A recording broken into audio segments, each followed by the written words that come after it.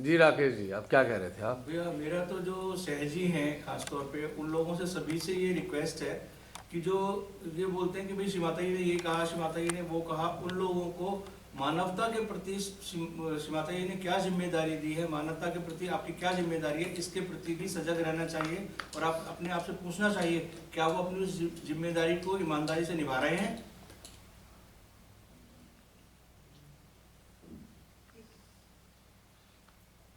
बिल्कुल सही है आपका संदेश।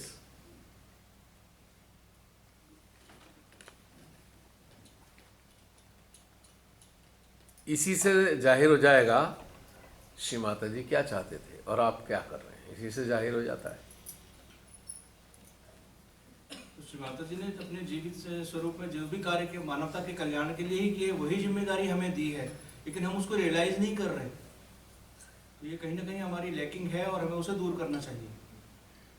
बात यह है कि अब हाई टाइम है, अब कुछ ऐसी एक्टिविटीज़ का समय ही नहीं बचा जिसमें आप आनंद लेने की सोचें। अब तो बहुत सख्त समय चल रहा है, आइदर दिस साइड और this side, either elimination process और सर्वाइवल प्रोसेस, दो में से एक करना होगा।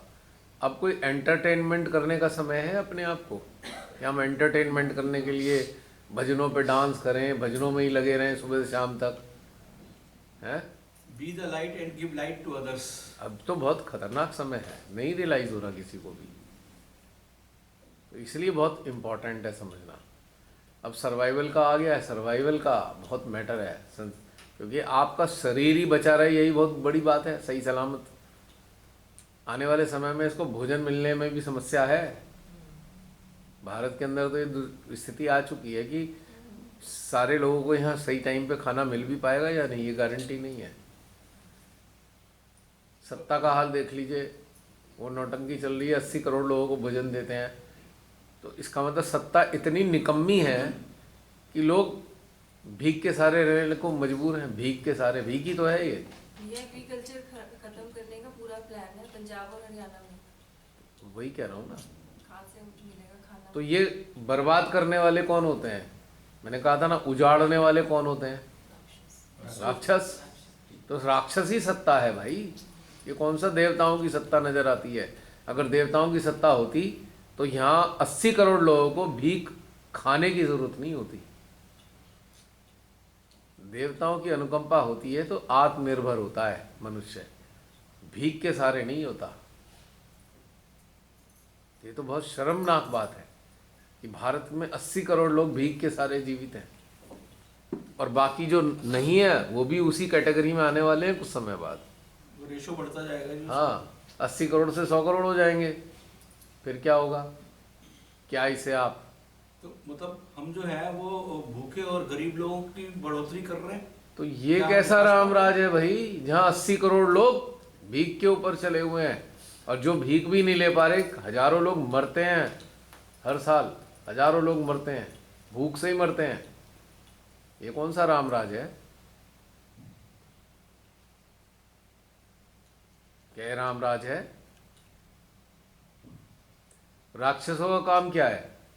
वो सबके हक को खा जाते हैं। राक्षस पहले भी खा जाते थे, आक्रमण करते थे, गांव के गांव उजाड़ देते थे, लोगों को मार डालते थे, लोगों का सामान लूट लेते थे। आज ये राक्षस ऑर्गेनाइज्ड राक्षस हैं। अब इन्होंने सरकार का जामा पहन लिया है और ऐसी सरकारें पूरे विश्व में हैं जो राक्षसी प्रवृत्ति वाली सरकारें हैं, जो खा रही हैं पूरी जनता को, पूरी प्रजा को नष्ट कर रहे हैं। ऐसी सरकारें खाली भारत में ही नहीं है, बाहर भी ऐसी सरकारें हैं जो जीने ही नहीं देते, हनन किए जा रहे हैं। तो यहाँ बहुत ज़रूरत है। अब ये एंटरटेनमेंट का समय नहीं है भाई, भैया संजीदा होने का समय है कि भैया जितनी भी आपकी चेतना है आप उससे कार्य करो। कटोरा लेके मत बैठो, ये दे दो माँ, ये दे दो, हम पे ये नहीं है, वो गया समय। जो मांग रहे हो वो मिले ना मिले पर आप रहोगे ही नहीं। किसी तरह खींचा तानी करके लूट लाट के या कहीं से कुछ आपने कर भी लिया तो उसका आनंद नहीं उठा पाओगे, क्योंकि वो समय ही नहीं बचा उसका आनंद उठाने का। भैया मटेरियलिस्टिक थिंकिंग और मनी ओरिएंटेशन थिंकिंग मानवता के पतन का कारण है, और इसी वजह से मानवता गिरती जा रही है, यही चीजें ऊपर आ रही है। धन के प्रति जो महत्वाकांक्षा होती है वो किन की होती है? राक्षसों की। संत प्रवृत्ति की तो आकांक्षा नहीं होती कि धन संग्रह में उनकी कोई रुचि नहीं। ये सारी रुचि राक्षसी होती है। धन संग्रह राक्षसी है सारी, टोटल। एक भैया उदाहरण थोड़ा सा मैं पेश करना चाहूँगा। ये एक स्टोरी समझ लो या कुछ भी समझ लो आप, कि एक साधु था, तो राजा वहाँ से निकला और उसने देखा कि भाई साधु जब भीख मांग रहा है, तो उसने कहा कि भाई कल तुम मेरे दरबार में आना, मैं तुम्हारे पात्र को स्वर्ण मुद्राओं से भर दूंगा। तो वो साधु जो है वो वहाँ गया अपना पात्र लेकर के, और राजा ने स्वर्ण मुद्राओं से उसके पात्र को भरना शुरू किया। जितना वो भरता जाए वो उतना खाली होता जाए। उसने सारे राज्य का खजाना उसके अंदर भर दिया, लेकिन वो उसका पात्र फिर खाली का खाली। तो राजा ने उससे माफ़ी मांगी, महाराज मुझे माफ़ कर दो, कृपया करके मुझे आप ये बताओ कि कारण क्या है इसका। तो साधु ने जो जवाब दिया वो सुनने लायक है, कि ये जो पात्र है मेरा, ये मानव की खोपड़ी का बना हुआ है, तो ये भर ही नहीं सकता। जो छीना झपटी करते हैं, लूटते हैं, वो कौन होते हैं? वो राक्षसी तो होते हैं। पहले भी ऐसी लूटपाट करते थे, पुराने ज़माने में सुना है, कहानियाँ सुनी हुई है। हड़प लेते थे सब, और जो राक्षसों को सिजदा ना करे उनको मार डालते थे। राक्षसों की प्रवृत्ति थी जो उनको भगवान ना माने उनकी हत्या कर देते थे। आज क्या हो रहा है?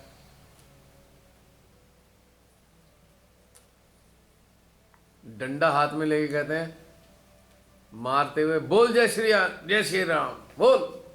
कौन है वो लोग?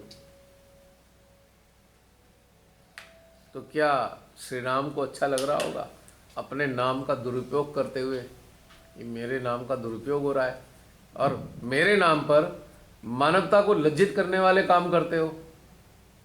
क्या वो प्रसन्न हो जाएंगे? कोई कहेगा देखो मूर्ति तो कितनी मुस्कुरा रही है, मैंने उसका रहस्य बता ही दिया।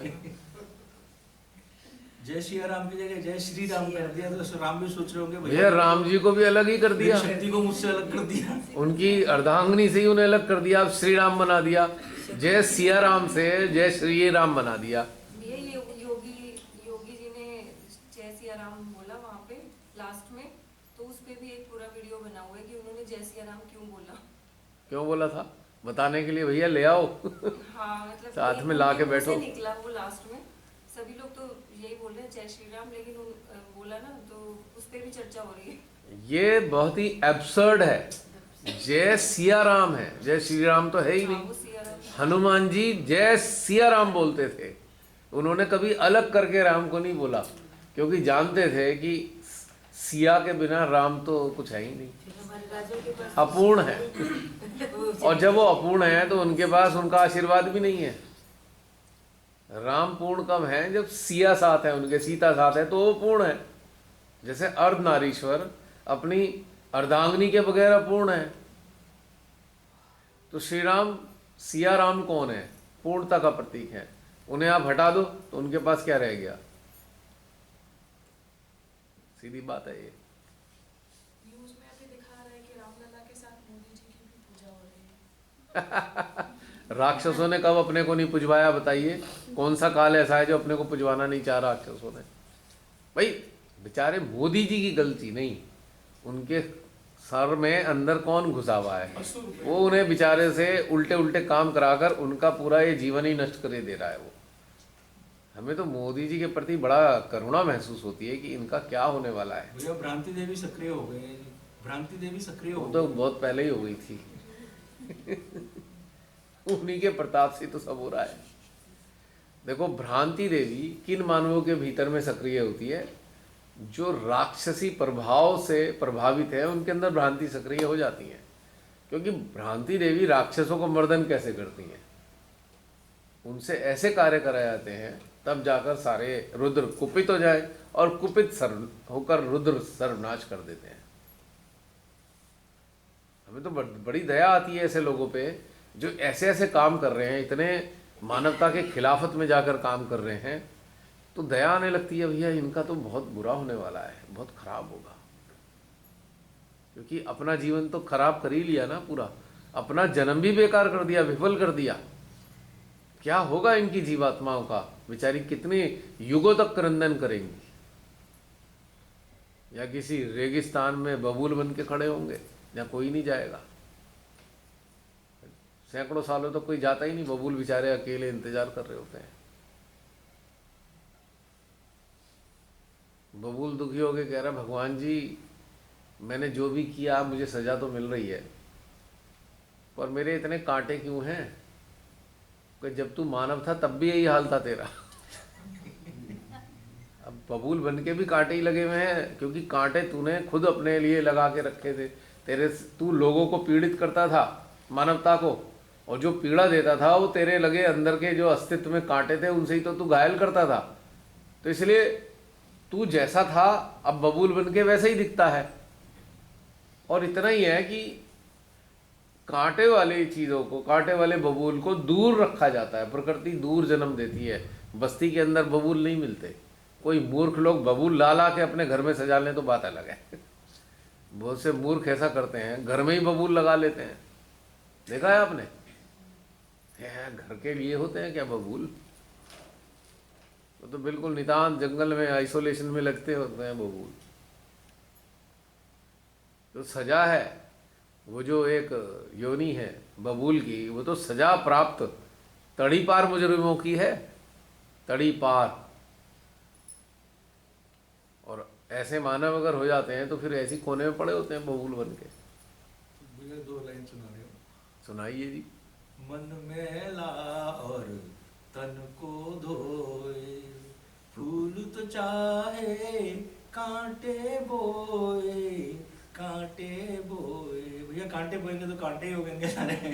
बिल्कुल बिल्कुल। अब ये तो वही बात हो गई, आप गोबर को कैसरोल में रख लो तो क्या वो रोटी बन जाएगा? बताओ, आप कितना ही सुंदर चांदी का कैसरोल ले आओ, पर वो रोटी तो नहीं बन सकता ना, रहेगा तो गोबर ही। एग्जाम्पल के लिए याद रहेगा। रोटी बनाती हुई याद रहेगा, ये नहीं बोला था। कोई शानदार कैसरोल लाया जी, अंदर चांदी लगी हुई है, उसमें गोबर रख लिया तो क्या फायदा भाई? हलवाई रखेंगे। तो अब जो ऐसा आचरण करते हैं, अंदर से बिल्कुल ऐसा है जैसे कि वो डस्टबिन, और उसने अपने आप को ऐसा शानदार तरीके से आवरण लगा लिया है, तो क्या वो डस्टबिन नहीं रहा? डस्टबिन ही है, छान जितने मर्जी कुछ लगा ले बाहर से, है नहीं? मैंने 1-2 जगह मेरा जाना हुआ, तो अपने नज़दीकी लोगों के यहाँ, तो बड़ा उन्होंने बड़ा आर्टिस्टिक टेम्परामेंट था। तो वॉशरूम जाना था, मैं घुसा, मैं क्या देखता हूँ, कमोड के ऊपर बड़ा सुंदर कपड़ा रखा हुआ है, कमोड के ऊपर कवर को ऐसे कवर कर रखा है। तो भैया है तो कमोड ही ना वो, अब कितना ही उसे कितना ही सजा लो, है तो कमोड ही, और उसका उपयोग जो है आप सब जानते हो। तो बस इतना ही है कि वो थोड़ा सा लगेगा हाँ हाँ क्या बढ़िया कलात्मकता है, ठीक है ओके, पर है तो वही ना। विष्ठान स्थारण स्थान। अब उसे कितना ही सुगंधित और कितना ही सेंट पेंट लगा के थोड़ी देर के लिए बस आपको लगेगा ना कि बड़ा सौंदर्य है ये है, पर क्या करोगे? जब उसको हटाओगे तो वही निकलेगा ना अंदर से, नहीं? तो इस तरीके को हम जैसे आवरण वावरण लगा के बड़ा शानदार सोफिस्टिकेटेड से हो जाते हैं, उससे आंतरिक सिस्टम थोड़ी बदलने वाला है। उससे क्या फर्क पड़ जाएगा देखने वालों पे? नहीं। अब एक मरखना बैल है जो हर एक को मारे जा रहा है, उसको किसी ने कहा भाई तू एक काम कर, तेरे से सब लोग जो है परेशान होते हैं, जरा तो अपना स्वरूप बदल ले। उन्होंने कहा ठीक है क्या करूं? कि तेरा थोड़ा सा अच्छा सा लग। उन्होंने कहा ठीक है। उसने लिया, टेलर को बुलाया, ऑर्डर दिया, बढ़िया सा सूट वूट सिलवा के चला गया। और रहा तो बैल का बैल ही ना, डरेंगे तो लोग उससे अब भी, चाहे वो कितना ही बढ़िया कपड़ा पहन ले, बैल तो बैल है, मारेगा ही वो तो, उसकी दूर ही रहोगे ना। इसी प्रकार से जो बहुत जड़ होते हैं और जो मानवता के खिलाफ काम करते हैं, वो अपना ढोंग, कोई सा भी ढोंग बना लो, उसका कितना ही अपना पाखंड कर लो, उनकी प्रवृत्ति तो नहीं बदल रही है, तो वैसी की वैसी रहने वाली है। अब हाँ, अब कैसे मतलब है, अब जैसे बहुत से सहजी हैं रिश्वत खाते हैं आज भी, मुझे पता है, तो क्या वो परिवर्तित हो गए? बढ़िया से कपड़े, चिट्टा कुर्ता, बढ़िया सा बिंदा, माँ की गले में लॉकेट, और लगा के कितने ही घूम लें, पर खा रहे हैं ना रिश्वत। रिश्वत नहीं खा रहे तो लूटने वालों का सहयोग करने के लिए खड़े हुए हैं। तो बात तो एक ही हो गई, आप लूटने वालों के सहयोगी बन गए हो, तो क्या वो हम में मानेंगे ये बहुत अच्छा सहयोगी है? आक्रांताओं का जो मानवता को नष्ट करने में लगे हुए हैं, आप उनके जयकारे लगा रहे हो, तो क्या आप सहयोगी हो सकते हो क्या?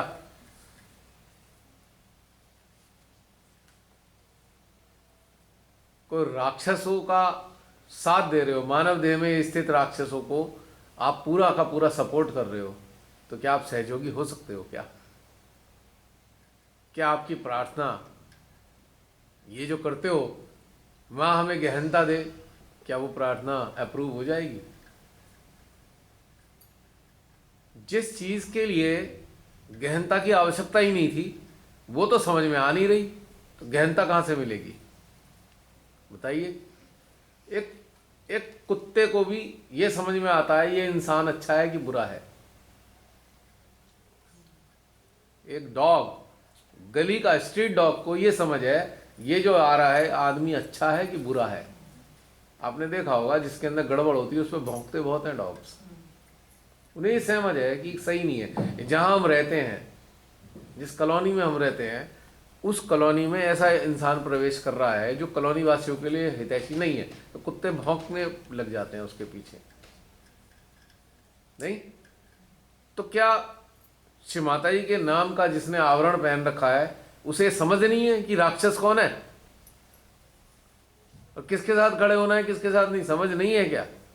तो फिर तो इसका अंदर डॉग्स के, श्वान से भी निम्न स्तर की चेतना है। बताइए, तो क्या हम अपने आप को सहयोगी कहलाने योग्य हैं?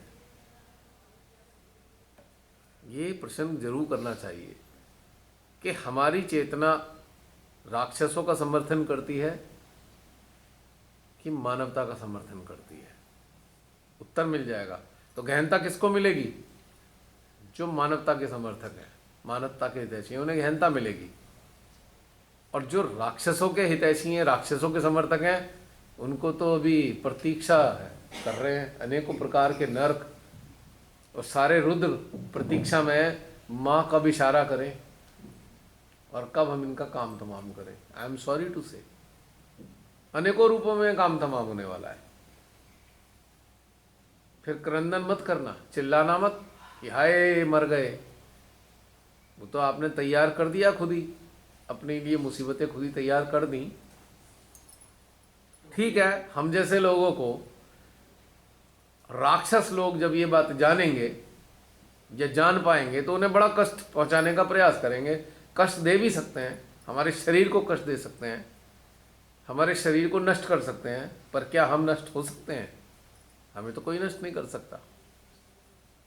किसी राक्षस की, किसी शैतान की, उसके समर्थकों की औकात नहीं है जो हमें नष्ट कर सके, हैसियत ही नहीं रखते। क्योंकि हमारा शरीर तुम मार सकते हो, हमें थोड़ी मार सकते हो। और तुम क्या समझते हो हमारा शरीर मर जाएगा तो क्या हमारी शक्तियां काम करना छोड़ देंगी? बल्कि तब और ज़्यादा ताकतवर हो जाएंगी शक्तियां। अभी सीमित हैं, शरीर रहते के कारण शक्तियां सीमित कार्य करती हैं। क्योंकि जितनी संज्ञानता होगी, ध्यान सुनिए मेरी बात, जितनी मानव के अंदर संज्ञानता है उसी सीमा तक शक्तियां कार्य करती हैं। जिन चीज़ों की संज्ञानता है, ध्यान समझिए इस बात को। तो मानव देह रहते हुए कहीं ना कहीं कुछ ना कुछ सीमितता बनी रहती है। लेकिन जब ये नहीं रहेगी तब क्या होगा? क्या रोक पाओगे? क्या कर पाओगे?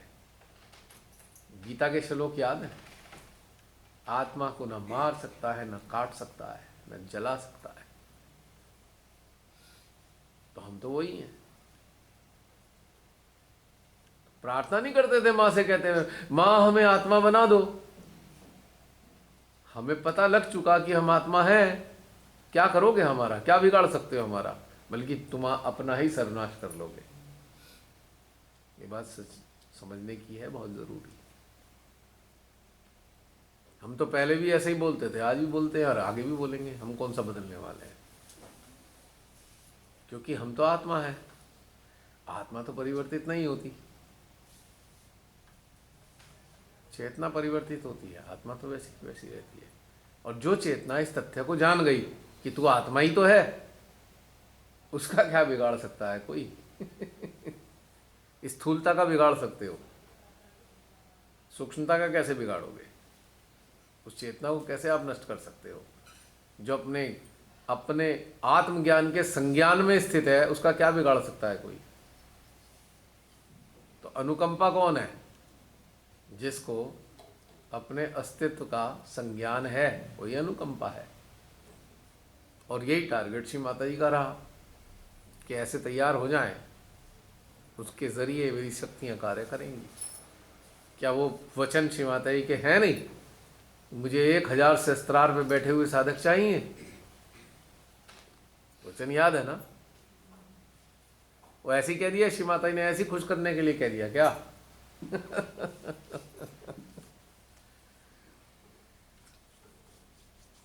तो ये वाली सारी चीजें जो हैं, अगर हमारे अंदर उतरती हैं तो समझ लीजिए पूरा जीवन परिवर्तित हो जाता है। तो और कोई इस यात्रा का अनुभव बताएगा आज का, जो अंतर जगत की यात्रा से गुजरे आप सभी? कोई अनुभव शेयर करना चाहेगा? और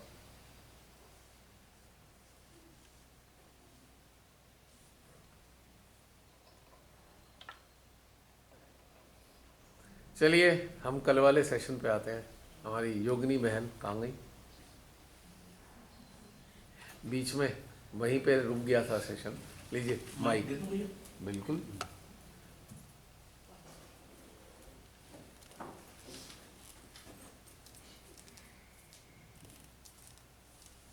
बंद क्यों हो रहा है? दूसरा वाला हेलो हेलो। चार्ज नहीं पे चार्ज करने रख लेंगे। इसमें है वैसे चार्ज करने के लिए सिस्टम। नहीं, अभी तो आवाज़ आ रही थी, सुबह मैंने चेक किया। ऊपर करने से आती है। नहीं, ऊपर तो कर दिया। हेलो लाइट जलेगी। हेलो, उससे कनेक्ट नहीं हो रहा शायद। तो बंद कर दिया था। दूसरा ऑन कर, हाँ ऑन करना पड़ेगा शीशे। मैंने नहीं किया बंद। नहीं मैंने तो हाथ ही नहीं लगाया। पहले वाला तो नहीं है, मैंने वो नहीं कर दिया था शायद।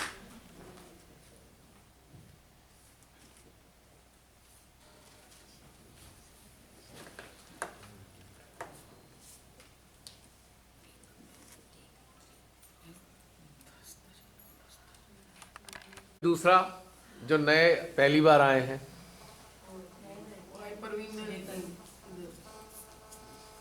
टॉप प्रायोरिटी तो उन्हीं की है।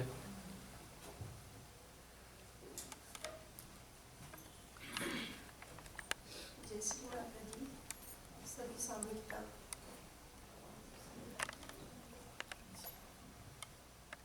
पास रखिए थोड़ा पास रख के बोलिएगा। हेलो थोड़ा मुंह के पास रखना पड़ेगा। हेलो। हाँ जी। आ रही है।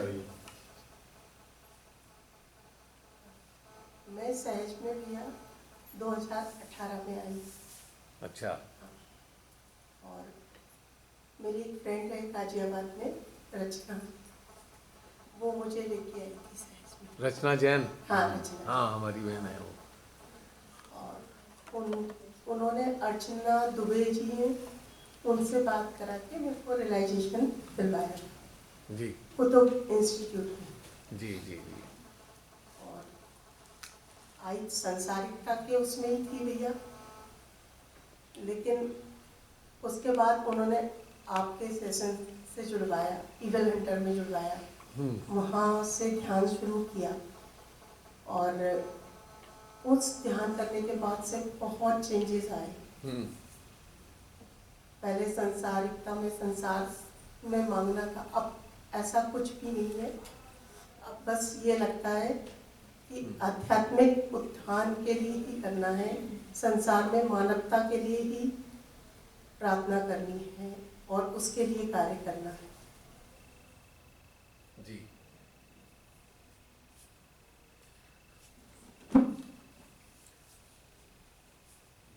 हाँ हाँ बोलिए। और भी अंदर से कुछ आ नहीं रहा किया, लेकिन इस कलेक्टिविटी में बहुत कुछ पाया है। वही तो आप शेयर करें। हाँ, हाँ। जो आप महसूस करते हैं।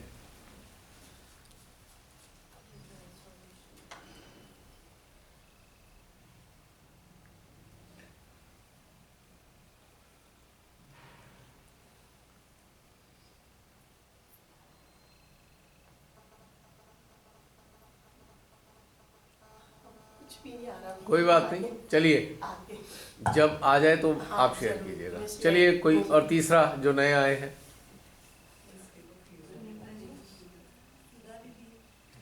जय श्री माता जी। जय श्री माता जी मैम। ये वैसे अभी तो गहन निर्विचारिता में है और आज सुबह के मेडिटेशन के बाद तो हमने काफ़ी चीज़ें डिस्कस भी कर ली हैं कि हमें अपना जीवन भी सार्थक लगने लगा है, हम श्री माता जी की अनुकंपा बन गए हैं और ये सब चीज़ें अब समझ आ चुकी हैं। और इनफैक्ट जैसे कहते हैं ना, प्यार किया नहीं जाता हो जाता है, इसी तरह से ध्यान किया नहीं जाता हो जाता है, हम ध्यानस्थ ही रहने लगे हैं। तो ये तो एक सबसे बड़ा परिवर्तन है। पहले सिर्फ सुनते थे कि ये अनुभूति ऐसा वैसा, अब तो सब कुछ घटित हो गया है। इनफैक्ट जब से हमने वर्कशॉप के लिए आपके पास नाम भेजा, उस 1-1.5 महीने में भी काफी चेंजेस आए कि जब अंदर से हुआ कि हम अनुकंपा बन चुके हैं। मतलब उस समय हमें ये पर्टिकुलर शब्द नहीं था हमारे दिमाग में, लेकिन अब हाँ हमें इसी रास्ते पे आगे चलना है। तो थोड़ा अंदर चिंतन चला, उतनी उस समय पे अनुकूल परिस्थितियां भी नहीं लग रही थी, लेकिन जैसे नाम दिया ना तो चैतन्य का कार्य इतना तेजी से हुआ और हमारे अंदर भी मतलब इतने ऐसे लग रहा था कि अद्भुत धाराएं बह रही हैं चैतन्य की। और इनफैक्ट हमारा तो शिफ्टिंग भी हो गया जयपुर से बीकानेर, तो सब कुछ बहुत ही अद्भुत है। परम का जो है सब कुछ कार्य और किस तरह से उन्होंने लेना है, बस वो हमें अपनी सिर्फ इच्छा रखनी है, फिर वो अपने आप आगे चलता ही रहता है। और इसी दौरान मुझे ये जो राम मंदिर का वो हुआ, उसका भी एक थोड़ा अनुभव प्राप्त हुआ। मतलब जैसे गली मोहल्लों में सब जगह पे ये सब चल रहा था, और तो अभी रियलाइजेशन देने का समय नहीं है और मेरी इच्छा भी नहीं थी जाने की। जो मतलब मैं अपनी मम्मी के यहाँ गई हुई थी, अभी वो दोनों अकेले रहते हैं मम्मी पापा, तो उनकी इच्छा थी कि चले। पहले मैंने मना किया तो मम्मी ने बोला ठीक है मैं भी नहीं जाती, पापा जाएंगे। थोड़ी देर बाद बोली फिर चल जा रहे थे। मुझे लगा कि इनको निकालने के लिए इनको बाहर लेके जाना है तो मुझे इनके साथ जाना ही है। फिर मैं वहाँ गई और वहाँ बहुत सारी लेडीज़ बस सिर्फ भजन गा रही थी। तो फिर 3-4 भजन के बाद फिर मैंने उनको बोला भी जो आप बोल रहे हो, क्या आपके किसी के अंदर आए हैं राम और आप सिर्फ भजन गा के चले जाओगे? तो ऐसा करते हैं, हम थोड़ी देर के लिए मेडिटेशन करते हैं।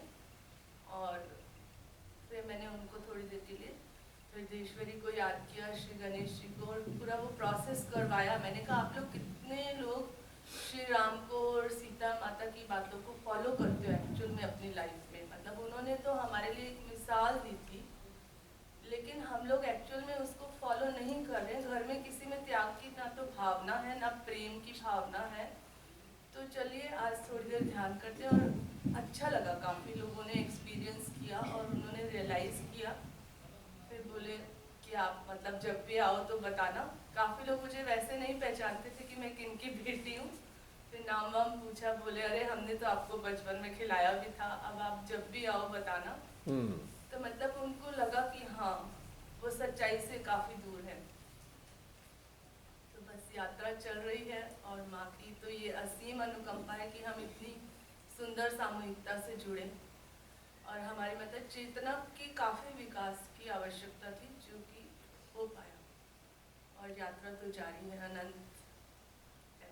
मुझे ध्यान है कि जब आप जुड़े थे तो आप भी किसी ग्रुप में थे ना मेडिटेशन के? जी वो तो ऐसे काफ़ी सामूहिकताओं में थे और एक ऐसी सामूहिकता में भी थी मैं पहले जिसमें कि वहाँ पे थोड़ा फोटो वोटो जलाने की और इस तरह की चर्चा हुई। तो फिर मुझे लगा जब हमारे पेरेंट्स होते हैं जो भी होते हैं तो उनकी भी फ़ोटो मतलब वहाँ पे ऐसा फैलाया जा रहा था। ऑल्दो मुझे उस सामूहिकता से कोई नुकसान नहीं हुआ, वो भ्रांति फैलाई जा रही थी कि जिनके घर माँ का फ़ोटो होगा तो फोटो से ही आपको नेगेटिविटीज आएंगी। फोटो से? हाँ। श्री माता जी की फोटो से? अरे राम रे, तो फिर हमें लगा कि अब कौन यहाँ मूर्ख से है ऐसे? हमें यहाँ से जो समझना था, श्री माता जी ने हमें जो सीढ़ी यहाँ तक जो यात्रा थी हमारी, इनके साथ हमारी समाप्त हो गई। और फिर उसके बाद हमने श्री माता जी से प्रार्थना की कि माँ आप मतलब आप आगे कहाँ कैसे चलना है, क्योंकि हम बाहर ये सेंटर वाली सामूहिकता में जाने में उतने समर्थ नहीं हैं। तो हमें 2-3 लोगों से श्री माता जी ने जोड़ा। तो उसमें एक सीमा थी, तो सीमा ने बोला, आपका नाम बताया उसने कि वो विराट पूजा में गई थी, इस तरह से उसने पूरी मुझे कहानी सुनाई। फिर उसके बाद उसने बोला कि वो मुझे शाम तक एक वीडियो भेज देगी और जिसको मैं देख के एक्सपीरियंस करूं। तो मैंने कहा ठीक है, आप उनका मुझे नंबर भी दे दो क्योंकि मुझे ऐसी सामूहिकता से कनेक्ट होना है। तो उसने कहा कि नंबर तो नहीं मिल सकता, पर माँ की इतनी कृपा थी कि मैंने उसके भेजने से पहले ही मैंने एक आपका डीप मेडिटेशन का सेशन किया और उसको करने के बाद मैंने माँ से यही प्रार्थना करी कि माँ अभी वो तो नंबर देते नहीं है भैया, तो कैसे कनेक्ट करना है, क्या करना है, ये तो आप ही जानते हो। अगर ये मेरे लिए सही है तो शाम को जो सीमा मुझे भेजने वाली थी उसने मुझे ऐसा ही सेशन भेजा, दिल्ली वाला, जिसमें मधु गुप्ता दीदी वगैरह थे। अच्छा, तो थर्ड वर्कशॉप? हाँ जी, थर्ड वर्कशॉप ऑन अटेंशन, जिसमें द्वारिका हमने दिल्ली। वो सब कुछ हंसते हंसते अपना एक्सपीरियंस बताया, मतलब वो भी वर्कशॉप मुझे बहुत अच्छा लगा, वो वाला सेशन भी। फिर मैंने मधु गुप्ता दीदी से ही आपका नंबर भी लिया और फिर सेम डे मैंने आपको मैसेज किया। तो मतलब 3-4 दिन में ही आपने मुझे ऐड कर दिया था। और जो मेरा फर्स्ट डे मेडिटेशन के बाद एक्सपीरियंस था वो सामूहिकता में तो नहीं शेयर हो पाया था, आपसे तो मैंने बात किया था नेक्स्ट डे, क्योंकि उस दिन रात को मतलब इतनी उस समय तो नहीं पता चला कि सामूहिकता में हमें क्या एक्सपीरियंस हो रहा है एनर्जी का, क्योंकि बहुत सब कुछ बहुत नया था। लेकिन जब सुबह उठी मैं तो मुझे एक अंदर से वो सन्नाटे की और वो झुंगुर की और वैसी आवाज़ें आ रही थी। फिर मैंने नेक्स्ट डे आपसे बात किया तो आपने कहा ईड़ा पिंगला सुषुम्ना जब तीनों मिलती हैं तो उसके बाद वो गहन सन्नाटा छा जाता है। तो अभी फिर आगे भी डीप मेडिटेशन के सेशन जो किए, परम से जुड़ना और मतलब जो भी सेशन किए सभी अद्भुत ही थे। और फिर बस यही होने लगा कि हमें वो ध्यान करने के लिए एक्स्ट्रा एफर्ट्स की जरूरत नहीं पड़ी, बस चित्त गया आकाश, अंतरिक्ष और शून्य सरोवर। और फिर उसके बाद थोड़े समय बाद ऐसा भी लगने लगा कि अब तो चित्त जाने की भी जरूरत नहीं है, चलते फिरते कनेक्टेड ही है, खुली आंखों से भी ध्यान स्टार्ट हुआ। तो आपको बहुत धन्यवाद। अरे आप क्योंकि कैसे आपने बात कर रहे हैं? इतना अच्छे से मतलब फर्स्ट वर्कशॉप से लेके लास्ट तक भी बात तो एक ही है, लेकिन आपने उसको कितने विभिन्न तरीकों से हम सब लोगों को उन्नत करने के लिए, जागृत करने के लिए जो आपके प्रयास हैं वो अद्भुत हैं। मेरा कोई प्रयास नहीं है। उसके लिए माँ को ही धन्यवाद कि माँ ने इतना सुंदर माध्यम तैयार किया। और भैया माँ की कृपा भैया मिले। ऐसे मत बोलो, मेरा अहंकार अगर निकल गया बाहर को फिर क्या होगा, सोच लो। जय श्री माता जी।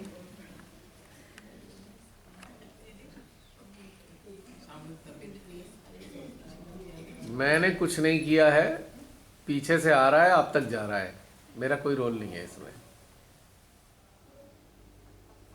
बस इतना ही है, मैंने अभी बोला ना कि जो अगर हमें पता है अनुकंपा है तो वही कार्य घटित हो रहा है, अपने आप ही घटित हो रहा है। हमें क्या करना है इसमें, कराया जा रहा है सारी चीज़ें। मुझे बड़ा आश्चर्य होता है कि किसने ऐसा फैलाया, मैं नंबर नहीं देता अपना। मैं तो कभी मना नहीं किया किसी को अपना नंबर देने से आज तक। वो पहले शायद ऐसा होता होगा ना कि लोग मेरी ये समस्या वो समस्या ऐसे आपको कॉल करते होंगे ना, तो वो तो मैं अभी भी जो करते हैं उनसे बोल देता हूँ, इन चीज़ों की बात मेरे से मत पूछिए। नंबर तो डला रहता है नीचे। हाँ वो, कोई लेकिन ऐसा मुझे तो description- वहाँ तक मतलब जी मैं पहुँची नहीं थी ना, तो पहला तो यही था कि भाई हाँ ठीक है, आप मुझे कांटेक्ट नंबर दे दो, सिर्फ इतना बातचीत ही हुआ। और पर मुझे पहले दिन ही वो मिल भी गया, जहाँ से भी जैसे भी मिलना उतनी खोज कर- ये जिसने आपको कहा होगा उन्हीं का इंटरप्रिटेशन होगा, पर मैं तो कभी किसी को मना करता ही नहीं नंबर देने के भैया लिए। मैं तो अपना ये एक्सपीरियंस कहीं और बताती हूँ कि मैं आपको बहुत फ़ोन करती थी और आप 1-1, 2-2 घंटा पूरा बात करते थे। मैं पूछती भी थी कि भैया आप खाली हो तो आप भैया तो बोलते बिल्कुल थे, खाली मैं है, हूँ, है ही नहीं कुछ अंदर। मुझे लग रहा था कि इनके पास कोई काम ही नहीं, मेरी इतनी बात सुन के। लो भाई, मैंने पूरा दीदी से शेयर किया था, वो भी हंस रहे थे कि मैं भैया को कभी भी फोन कर देती थी, जब दिल में आया फोन मिलाया और भैया कहते हाँ हाँ बात करो। एक बात मैं कहूँगा इस पे, जिनके भीतर मुझे वो संभावनाएं नज़र आती हैं कि वो अनुकंपा में परिवर्तित हो सकते हैं, उनके लिए ही समय है।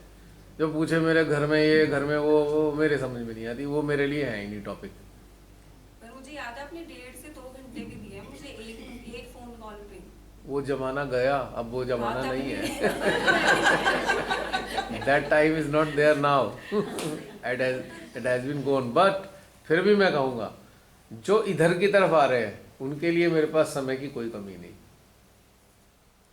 अब एक कारण और भी है, इतने सारे वीडियोस हैं, जो पूछ रहे हैं उससे बहुत अच्छे तरीके से वीडियो से समझ सकते हैं। तो बहुत डिटेल में होती है ना चीज़ें, तो उसमें बहुत फ़ायदा है। मुझे इतनी ज़रूरत भी नहीं पड़ती, लेकिन फिर भी जो इधर की तरफ आना चाहते हैं, उनकी अनुकंपा में परिवर्तित होना चाहते हैं, तो उनके लिए समय ही समय है। आखिर हमारा यहाँ होना है ही किस लिए, पर्पज़ ही यही है। बाकी तो कोई कहे वो मेरा घर, मेरी पत्नी, मेरा पति, मैं भैया तुम देख लो, तुम्हारा घर है, तुम जानो, ये मेरा काम नहीं है भाई। मैं कैसे बताऊं पति से कैसे व्यवहार करो, पत्नी से कैसे व्यवहार करो, this is not my job. मैं तो बता सकता हूँ कि अब ध्यान में कैसे उतर सकते हो, जो मुझे आता है, जो श्रीमाता ने मुझे दिया है, मैं वो बता सकता हूँ। अब कोई घर गृहस्थी के लोगों को ठीक करने की सोचे तो भाई वो तो नहीं कर सकता मैं, क्योंकि आपकी गृहस्थी, आपकी पत्नी, आपका पति, आपके बच्चे, आप कैसे टैकल करते हो, आप मुझे केवल प्रॉब्लम बताते हो, आप क्या करते हो ये तो बताते नहीं। तो मैं कैसे बताऊं। दूसरी बात, आप मुझे अगर बता भी दो, समझना, आप मुझे बता भी दो कि मैं ये करता हूं, मैं ये करती हूं, बच्चे ये करते हैं, तब भी मैं आपकी मदद नहीं कर सकता, क्योंकि आपके जो संस्कार हैं, परिवार के संस्कार हैं, आप उसी के अकॉर्डिंग करोगे। और मैं जो बताऊंगा मेरे वो संस्कार नहीं है, तो मैं तो संस्कार विहीन हूँ, मैं क्या मदद कर सकता हूँ। संस्कारवान लोगों की तो मैं कोई मदद ही नहीं कर सकता। जिनके भीतर संस्कार की न्यूनता है उनको मैं बता सकता हूँ, जिनके स्ट्रॉन्ग संस्कार हैं उनकी मदद करना मुश्किल होता है। आप उन्हें बता ही नहीं सकते कुछ भी। वो मेरा तो एक्सपीरियंस जो था वो दूसरा था। जी, जब मैं ये सब वीडियोस देख रहा था, Zoom के भी और अटेंशन वर्कशॉप के भी, तो मैं सब जगह देखता था कि लोग अपने एक्सेप्ट करते हैं कि मैंने कृपा भैया से बात करी, उन्होंने मेरे को ये टाइम दिया, ये समझाया। लेकिन आपके वीडियोस में एक चीज मैंने देखी कि आपने हमेशा ये बोला कि हर समस्या का समाधान आपके आत्मा के अंदर है। ये इस बात को मैंने गांठ बांध लिया, और यकीन मानो कृपा भैया से मैंने आज तक कभी इस वर्कशॉप के पहले कभी बात ही नहीं करी, क्योंकि मैंने उस बात को गांठ बांध लिया कि जब ठीक है टाइम लगेगा, मेरे को 1 महीने की जगह 1 साल लग जाएगा, 1.5 साल लग जाएगा, लेकिन मेरे को जवाब जो है वो आत्मा से ही चाहिए, किसी और से नहीं चाहिए। तो मैंने इस बात को गांठ बांध ली थी। मैंने बताया नहीं, किसी ने YouTube पे लिख दिया कि भाई मेरी पत्नी सहयोग करती हैं और मेरा घर बर्बाद हो गया। मैं यार करमाल हो गया, मेरा घर बर्बाद हो रहा है।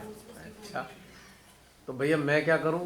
भाई आप हो, आपकी पत्नी है, मैं कैसे बताऊं उन्हें? 465 फिर उसमें उन्होंने कहीं मैसेज लिख दिया जी वो तो भक्त हैं, फॉलोअर हैं। मैंने कहा मुझे तो पता नहीं कौन फॉलो करता है, मैं क्या जानूँ कौन कौन फॉलो करता है, पर मैं तो उन्हें किसी को नहीं बता सकता। और मैं आपकी क्या मदद कर सकता हूँ, क्योंकि पत्नी आपकी है, घर आपका है, परिवार आपका है, तो मैं क्या करूँ उसमें। भाई कोई किसी को फॉलो नहीं करता, जो सहयोग से जुड़ा हुआ है वो केवल एक को फॉलो करता है, वो है श्री माता जी। केवल जुड़ता कब है, जब कोई सी इंसान के अंदर जो चल रहा है उसकी पूर्ति होने लगे, यानी कि कॉम्पैटिबिलिटी जनरेट होने लगे। अच्छा ये मेरे अंदर इतना आफत चल रही थी, अब ये वाली बात हमने किसी ने शेयर की तो ये अच्छा लग रहा है, तो वो उसके कारण जुड़ते हैं। कोई किसी को फॉलो नहीं करता, सब लोग श्री माता जी को फॉलो करते हैं और सब अपनी अंतरात्मा को फॉलो करते हैं। अगर मैंने आपको शेयर किया कि भाई अपनी अंतरात्मा को फॉलो करो, कितना इतना ही तो बताया मैंने, बाकी सारा कार्य तो आपकी अंतरात्मा बता रही है, वो आपको गाइड कर रही है। आप मेरी पारिवारिक स्तर पे मेरी गाइडलाइन थोड़ी ले रहे हो, क्योंकि मैं पारिवारिक स्तर पे तो किसी को कुछ बता ही नहीं रहा। मैं तो सरल बात की है कि भाई जो समस्याएं हैं अपने अंदर उतरो, आप देख लो आपको समस्याओं का निवारण मिलेगा। और किस तरीके से मिलेगा, जो आपकी चेतना का स्तर है। सबसे ब्यूटीफुल बात क्या है कि जो आपकी चेतना का स्तर होगा, आपकी आत्मा उसी लेवल पे आपको गाइड करेगी। अब मैं कैसे आपको गाइड कर सकता हूँ पारिवारिक मैटर में, क्योंकि मेरी चेतना का स्तर भिन्न है। और मैं आपकी चेतना के स्तर को ढूंढने की जगह बल्कि आपसे ये ना कहूँ कि भाई आप अपने अंदर उतरो, सॉल्यूशन आपके अंदर मिलेगा। कितना आसान है ये चीज़। फिर भी कोई कहे नहीं बता दो, कैसे बताऊं, मेरे वो तो परिस्थितियां हैं नहीं ऐसी, आप वाली परिस्थिति मेरी है नहीं, तो मैं कैसे आपको सलाह दूं घर गृहस्थी के मामले में। मेरा वातावरण अलग है, आपका अलग है, सबका भिन्न है। कोई भी दो लोगों का वातावरण एक सा होता ही नहीं पारिवारिक, तो एक दूसरे की सलाह इसमें काम नहीं करती। एक सलाह काम करेगी, आत्मा में उतरो, ढूंढो आपकी सलाह, आपकी आत्मा आपको आपका रास्ता बताएगी। मुझे मेरा रास्ता बताती है, आपको आपका रास्ता बताएगी। और हम लोग जब सामूहिक होते हैं तो अपने अपनी चेतना के स्तर की बातें ही तो शेयर करते हैं। तो ये वाली चीज़ बहुत ही एब्सर्ड है कि भाई कोई बता दे हमारे घर में हम कैसे करें, ये बहुत मुश्किल काम है। मोटी मोटी चीज़ें बताई जा सकती हैं, और वो भी रिश्तों के आधार पे तो नहीं बताई जा सकती। एटलीस्ट एक जर्नलाइज जो किया जा सकता है वही बताई जा सकती है खाली की भाई कोई कहे ऐसा हो रहा है भैया, मैं कहूँगा कोई लड़ता है हमसे जी, तो भैया एक पक्ष लड़ना बंद कर दे, लड़ाई खत्म हो जाएगी। एक जनरल बात क्या है कि दो लोगों की लड़ाई हो रही है, तो एक समझदार हो जाओ, एक लड़ना बंद कर दो, लड़ाई का अपने आप ही एंड हो जाएगा। ये तो एक जनरल बात है ना। अब क्या कहकर बोले या ना कहें, तो ये तो आपका पर्सनल मैटर है। किस लेवल तक बोल सकते हो, किस लेवल तक कह सकते हो, मैं तो नहीं बता पाऊंगा ये बात। और बॉसों के यहाँ तो फिर बातचीत भी बड़े खतरनाक तरीके से होती है। मैं तो उसमें आपको कैसे सहयोग कर सकता हूँ किसी भी कीमत पे। तो ये बहुत गलत सोच है। यूट्यूब पे या मैसेंजर पे या फेसबुक के उस पे ऐसे ऐसे मैसेज आ जाते हैं, हमारे ये हो गया, हमारे वो हो गया। अभी कुछ दिन पहले एक बहन ने फ़ोन कर दिया, भैया मेरी लड़की। मैंने कहा बहन रुको रुको रुको रुको, I cannot solve the problem of your girl, because you have to solve that problem, you are there to solve। मैं आपको ये बता सकता हूँ, अपने अंदर से जुड़ो, आपके अंदर की गाइडलाइन में चलो। तो आप बताओ भैया आप पहले बता देते, मैंने कहा अब टाइम नहीं है, अब वो दूसरा टाइम है आज की तारीख में। अभी बहुत सारी समस्याएं हैं दुनिया में, व्यक्तिगत सी चीज़ों के लिए समय नहीं है। मानवता नष्ट होने के कगार पे पहुंची हुई है, व्यक्तिगत चीज़ों के लिए उलझ के उसमें समय नहीं बचा। वो आपका काम है, आपकी जिम्मेदारी, आप सॉल्व करो अपनी प्रॉब्लम्स को। मैं तो आपको ध्यान का रास्ता बता सकता हूँ। जैसे अभी मीनाक्षी ने कहा ना भैया तो 1.5 घंटा, भैया वो नहीं है समय आज की तारीख में। फ्रैंकली स्पीकिंग नहीं, वो मुझे मालूम है। मैं घर गृहस्थी की बात की बता रहा हूँ। आपने कहा ना भैया पहले बात कर लेते थे, उन्होंने भी मेरे को कहा 3-4 साल पहले उन्होंने अपने कुछ बोला होगा तो मैंने बता दिया होगा। आज तो वो समय ही नहीं है, खतरनाक समय चल रहा है बहुत ज़्यादा। और इसमें तो सबसे ज़्यादा ज़रूरत है जागृत होने की, और अपने संपर्क के लोग अगर जागृत होना चाहें उन्हें जागृत करने की। मानवता का अस्तित्व मिटने के कगार पे आ गया है। मानवता मानव भले ही रहे पर मानवता मिटने की स्थिति में पहुंच चुकी है।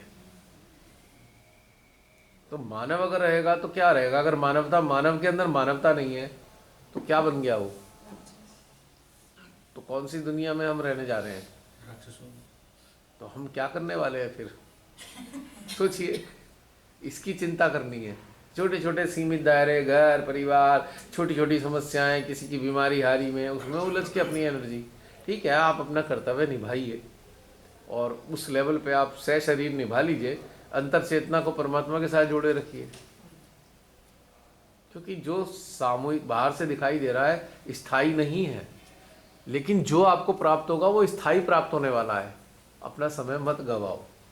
आंतरिक चेतना के अंदर जो स्थायी में हो जाएगा प्राप्त आपका, तो उसके बाद जो आपको जीवन में, आपके अनेकों जीवन में आपके काम आने वाला है, बहुत ज़रूरी चीज़ें हैं ये। बाहरी रूप से जितने कर्तव्य हैं हम निभा ही रहे हो, निभा ही लोगे, इसमें क्या चिंता करनी। और संसारिक स्तर पे मेरे से बात करके फ़ायदा क्या है? क्या मैं आपको बता सकता हूँ। बहुत से लोग तो हर तरीके से ज्ञानी होते हैं। अब जैसे डॉक्टर सुमेधा है हमारी बहन, अब मैं इनको मेडिकल ज्ञान दे सकता हूँ क्या?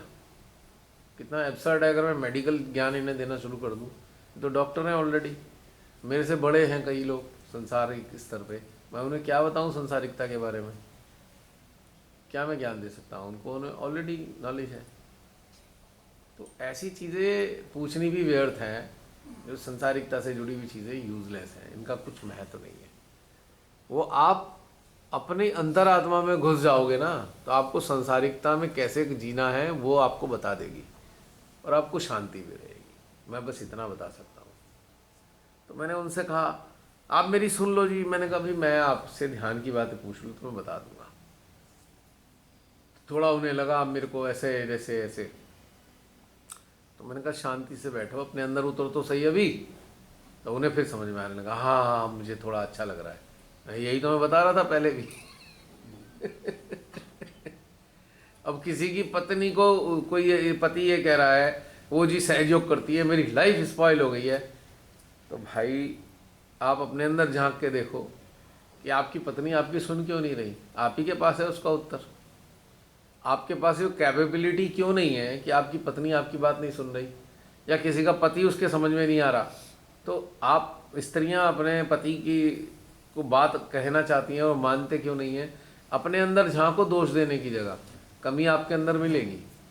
ये ऐसी क्या चीज़ें हैं जो आपके पति आपकी नहीं सुनते? ऐसी क्या चीज़ें हैं जो आपकी पत्नी आपकी बात नहीं समझना चाहती? आपकी बात को, क्योंकि आप ही के पास है। कहीं ना कहीं आप उस चीज़ में विफल रहे हैं, कॉम्पेटिबिलिटी जनरेट करने में विफल रहे हैं। चाहे कंडीशनिंग के कारण रहे हो, पूर्व कंडीशनिंग, चाहे कोई भी कारण है, इस कारण से आपके तालमेल नहीं बैठ रहा है, तो आपको मेहनत करनी पड़ेगी। कंपैशन के साथ में एक दूसरे के साथ बातचीत करो कि भाई ये चीज़ मेरी समझ नहीं आ रही, ये आप बताओ, तो रास्ता निकलेगा। अब ये क्या है कि आप किसी को दोष दे दो कि भाई मेरा तो घर बर्बाद हो जाएगा, तो आप किस नज़रिए से घर चलाना चाहते हो? भाई आप घर किस नज़रिए से चलाना चाहते हो ये तो आप बता नहीं रहे। कि मैं अपनी पत्नी के साथ ये करता हूँ, मैं ऐसा व्यवहार करता हूँ और मेरी पत्नी ध्यान की तरफ बढ़ती जा रही है। मेरी तो पत्नी भक्त हो गई है। क्यों भक्त हो गई है? कुछ तो कारण होगा, कुछ तो आपके अंदर गड़बड़ होगी जिससे विमुख होकर, जिससे प्रताड़ित होकर आपकी पत्नी इधर चली होगी। या कोई पत्नी कंप्लेन करे मेरा पति मेरी सुनता नहीं, केयर नहीं करता, तो कहीं ना कहीं पत्नी में कोई गड़बड़ होगी निश्चित रूप से। तो आरोप लगाने से क्या लाभ है भाई? ठीक है, अगर फिर भी ऐसा है कि अलग अलग डायरेक्शन में चल रहे हैं तो एक म्यूचुअल, एक आपसी समझौता करो कि ठीक है हम अंदर से तो अलग हैं पर हम शरीर रूप में अगर साथ में जुड़े हुए हैं तो एक दूसरे को कोऑपरेट करेंगे। अगर जोड़ने का आनंद नहीं आ रहा है तो कोऑपरेट करने वाले लेवल पे आ जाओ। तो वो तो आपको ही चुनना है ना। अब हम क्या बता सकते हैं इस बारे में? बताइए। हम तो कुछ भी नहीं कह सकते क्योंकि व्यक्तिगत मैटर है, उसमें तो हम कुछ नहीं बोल सकते। वो पुरानी कहावत है ना भाई, पति पत्नी के बीच में जो बोले सो पछताए। जो बड़े बुजुर्ग मैटर जब पति पत्नी का बड़े बुजुर्ग के पास जाता है, वो बताते हैं तो पता लगता है पति फिर बात करने लगते हैं और वही बुरे बन जाते हैं। ये तो मैं घर के लोगों की बात कर रहा हूँ, और मैं तो घर का हूँ भी नहीं, मैं तो कुछ सहायता कर ही नहीं सकता इस मामले में। क्या सहायता कर सकता हूँ आपके अंदर? क्योंकि देखो आपस में कोऑर्डिनेशन नहीं है, किसी ना किसी तरफ से कोई ना कोई तो डेफिशिएंसी है, और डेफिशिएंसी दोनों तरफ से है। ऐसा नहीं है कि एक तरफ से डेफिशिएंसी है, या अगर एक तरफ से है, मान लीजिए एक स्त्री या पति या पत्नी भयंकर कंडीशन है, तो उस कंडीशनिंग को अपने पति पर या पत्नी पर लादना चाहते हैं, तो प्रॉब्लम कंडीशनिंग में है, 101% कंडीशनिंग में है। समझो और लादना बंद कर दो तो ठीक हो जाएगा सारा। कल भी मैंने बोला ना, स्पेस तो दो ना चलने फिरने का। जब आँख की पुतली को स्पेस मिला हुआ है तभी ये घूमती है, ना फिक्स हो जाएगी। तो फिर मनुष्य रूप, तो मनुष्य में अगर मनुष्य रूप में कोई आपके संपर्क में है तो उसे भी तो थोड़ा मूवमेंट का स्पेस देना पड़ेगा ना। जैसे नट बोल्ट जो टाइट करते हैं ना, उसमें एक छोटा सा वाशर लगा होता है। वाशर किस चीज़ के लिए लगाते हैं कि अगर कोई भी लोड वोड आए तो इतनी फ्लेक्सिबिलिटी होगी, थोड़ा कंपनसेट होता रहे, ब्रेक ना हो जाए वो। तो उतना भी टाइट नहीं होना चाहिए कड़ाक से बोल्ट ही टूट गया। तो ऐसी जीवन है, जब इतने सख्त आइटम में भी थोड़ा माना जाता है, थोड़ा प्ले रहना चाहिए। तो भाई जिंदगी है इंसान की, उसमें उसके मूवमेंट की थोड़ी प्ले की जगह तो छोड़ दो, ताकि वो भी एक जीवात्मा के रूप में आया है, उसके अंदर जो है उसके मुताबिक वो जीवन जी सके। आप अपने संस्कार हर मानव पे ऐसे लाद दोगे कि वो अपने अंदर से हिलडुल भी ना सके, तो वो कैसे सर्वाइव करेगा? फिर वो आपसे दूरी भागेगा, नज़दीक तो नहीं आ सकता। थोड़ी गुंजाइश तो छोड़नी चाहिए ना, चाहे संतान हो, पति हो, पत्नी हो, माता पिता हो। अब कई बार माता पिता ये कहते सुनते पाए जाते हैं, हमने तेरे को पैदा किया, हमने तेरे को बड़ा किया। मैं कहता हूँ पड़ोसी करते क्या? बताओ, आप ही करते ना। और क्या पैदा होने वाली संतान ने आपसे कहा था हमें पैदा कर दो? तो संतान पे क्या इसका ऑब्लिगेशन हो गया भाई? ठीक है, संतान जब बड़ी होती है तो वो उसके अंदर चेतना जागृत होने की गुंजाइश तो दो। अपने कंडीशनिंग उस पर लाद दोगे तो उसकी तो जागृति जो है वो भी नष्ट हो जाएगी, और फिर जो आपने लाद रखा है वो उसके अंदर आ जाएंगे, तो उसके मुताबिक तो आपका ध्यान नहीं कर पाएगा किसी भी कीमत पे, क्योंकि लदने से तो आदमी भागता है। तो आप ला दो मत, छोड़ दो, अपने आप देखेगा क्या करना है बच्चे को आपके लिए। आप उम्मीद क्यों करते हो? पता लगता है बच्चे तो पैदा ही इसलिए किए जाते हैं बुढ़ापे में काम आएंगे, तो फिर ऐसा ही हाल होगा। कुछ नहीं हो सकता उसका, कुछ भी एंड भी ऐसी होना है, क्योंकि जब वो माँ बाप बनेंगे तो वो भी ऐसी सोचेंगे, तो पूरा समाज कैसा हो जाएगा? भयानक रूप से कंडीशन। तो क्या होगा फिर बाद में? एंड क्या होगा इसका? भाई सारे जो लोग हैं अपनी संतानों को इसलिए पैदा करें कि बुढ़ापे में हमारे काम आएंगे, तो क्या होगा फिर बाद में? एंड क्या होगा इसका? है सारे कंडीशनिंग हो जाएंगे तो एंड क्या होगा मैं बताता हूँ आपको। देखो एक एक चीज से गुजर के देखना। बच्चे का जन्म होता है, बच्चा आँख खोलता है, छोटा सा माँ बाप के अधीन होता है, माँ के अधीन होता है, उसके खाना पिलाना सब माँ के अधीन है। ठीक हो गया। उसके बाद थोड़ा सा बड़ा होता है, जब वो खेलना खालना करता है तो इंस्ट्रक्शन के अधीन होता है, ये वाला मत करना, वो मत करना, यहाँ मत जाना, वहाँ मत जाना। हालांकि इंस्ट्रक्शन उसकी सेफ्टी सिक्योरिटी के लिए होती है, और बंधा हुआ वहाँ भी है। थोड़ा बड़ा हो गया, अब किशोर अवस्था में आ गया, अब तुम बहुत बड़े हो गए, समझदार हो गए, अब भी वही काम कर रहे हो। बेचारा सुनता है, हाँ बड़ा कब हो गया तो गुनाह हो गया मेरा बड़ा होना, खेल भी नहीं सकता। नहीं अब तुम बड़े समझदार हो गए, ऐसी मूर्खतापूर्ण बातें मत करा करो। 10, 12, 15 साल के बच्चे से आप 50 साल के हो, उम्मीद कर रहे हो 50 साल से समझ उसके अंदर आ जाएगी? चलो जैसे तैसे उन्हें धक्का मार के वो उससे भी गुजर गया, वो कॉलेज में आ गया। तुम्हारी संगति बड़ी खराब हो जाएगी, ध्यान रखना, संगति ठीक होनी चाहिए। अब वो कॉलेज में जा रहा है, अब उसको कोई और बड़ा एक्सपोजर हुआ है, स्कूल से हटकर उसमें आ गया है, जब प्रोफेसर्स भी क्लास में ये कंपलसरी नहीं लगाते भाई अटेंडेंस लगाऊंगा तुम्हारी, आना हो आओ, सुनना हो सुनो, जाओ। प्रोफेसर भी कुछ नहीं कहते, पर माँ बाप अब भी डंडा लेके खड़े हुए हैं। अब तुम कॉलेज में जाने लगे हो तुम्हारी संगति कैसे, मुझे सारे फ्रेंड्स का नंबर दो। लड़कियां हैं तो उनके तो मोबाइल फ़ोन ही माँ बाप रोज़ चेक करते हैं, किसका फ़ोन आया था। क्या वो लड़की परिपक्व हो पाएगी जिसके माँ बाप रोज़ फ़ोन चेक करते हो? क्यों चेक कर रहे हैं? अपना याद आ रहा है टाइम कि हमने क्या किया हुआ है और ये क्या कर सकते हैं, इसलिए फ़ोन चेक कर रहे हैं लगातार। इसलिए चेक करेंगे ना। अगर खुद हमने ऐसा नहीं किया होता कि हम बच्चे के फ़ोन चेक करेंगे? ईमानदारी से बता दीजिए। क्योंकि हम भी कहीं ना कहीं कुछ उसमें अटके हुए हैं या अटक के आए हैं, और वो हमें याद है कि हमने जो किया है बच्चा वो ना करने लग जाए, इसलिए चेक कर रहे हैं। आई एम सॉरी जो मैं बोल रहा हूँ, but I am not regretted. एक सेकेंड, फ़ोन चेक कर लिए, उसकी जो इंडिपेंडेंट ग्रोथ है उसमें ऑब्स्टेकल बन गए। इंस्ट्रक्शन का अंबार लगा रखा है और उसे स्पेस नहीं दे रहे कि जो इंस्ट्रक्शन दे रहे हैं वो ये चेक कर पाए कि हाँ भी जो इंस्ट्रक्शन दे रहे हैं ये ठीक है नहीं है। कोई स्पेस नहीं है उसके पास। सुबह से शाम तक जहाँ जाओ हमें फ़ोन करना, और अब तो एक मुसीबत और आ गई, वीडियो कॉल करो हमें पता लग जाए कहाँ हो। अच्छी मुसीबत आई टेक्नोलॉजी की, बच्चों ने कहा हमारी तो मुसीबत ही हो गई। वो भी कलाकार है, फ़ोन ही स्विच ऑफ मिलेगा आपको।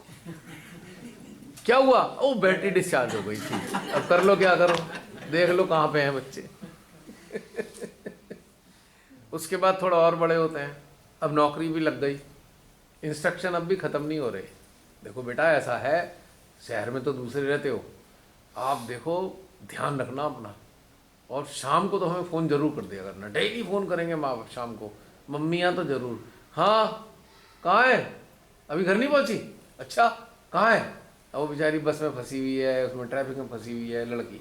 लड़कों का भी यही हाल है। अब लड़के उस्ताद होते हैं, मैं तो घर पहुँच गया, बस बाहर ही खड़ा हूँ, अपने हॉस्टल के बाहर खड़ा हूँ, अभी उसे हॉस्टल पहुँचने में 6 घंटे लगेंगे या 2 घंटे लगेंगे। नहीं वो तो बस पहुँच गया बस। हाँ पहुँच के फ़ोन कर दूंगा, खाना वाना खा के आराम से कैलकुलेट करके उसने बता दिया कि भाई 2-4 घंटे में पहुँच ही जाऊँगा, अपना बता दूंगा। मम्मी कहेगी ज़रा वीडियो कॉल करता, हाँ कर दूंगा। उन्हें ऐसे उन्हें घुमा दिया। पर वो घुमा क्यों रहे हैं आपको? क्योंकि आपने इतनी सख्तियाँ और इतनी पाबंदियाँ लगा रखी हैं। वो नौकरी भी कर रहा है, अब भी उसे पाबंदियाँ बंधा हुआ है। अब कैसे तैसे समय आता है, विवाह होता है, अब तो बस उस पर आफतें ही टूटने वाली हैं। शादी हुई है, 2 महीने बाद उसे सुनने को मिल रहा है तू तो बदल गया, तो पहले जैसा रहा नहीं। अब मुझे बताओ कोई ईमानदारी से, उससे पहले जैसा क्यों रहना चाहिए बताइए। पहले वो सिंगल था, जब वो सिंगल था तो वो पहले जैसा था। अब वो डबल है, अब उसके पास एक रिस्पॉन्सिबिलिटी और है। और वो कौन है रिस्पॉन्सिबिलिटी? अर्धांगिनी, उसकी आधा हिस्सा। तो पहले आधा हिस्सा उसका माँ बाप के लिए था, आधा उसके खुद के लिए था। समझो, एक बच्चा है, लड़का खास तौर से, पहले लड़का हो या लड़की, दोनों का एक ही मैटर है। पहले आधा हिस्सा उसका खुद का था और आधा माँ बाप के लिए था। अब उसका विवाह हुआ, जो आधा उसका हिस्सा उसके लिए था वो तो उसका है ही, अब आधे में से आधा हिस्सा बट गया। आधे में से जो माँ बाप के लिए हिस्सा था, आधा हिस्सा पत्नी के लिए बट गया। कमी आएगी तो भाई ये तो अवश्य भावी। और माँ बाप का भी तो बटा, उन्हें तो शिकायत करने का कोई अधिकार नहीं है। जो उनके माँ बाप का हिस्सा था, उस वाले माँ बाप ने वो भी तो बांटा। अब उसके बाद उसकी संतान हो गई, जो आधे में से आधा था वो भी आधा हो गया।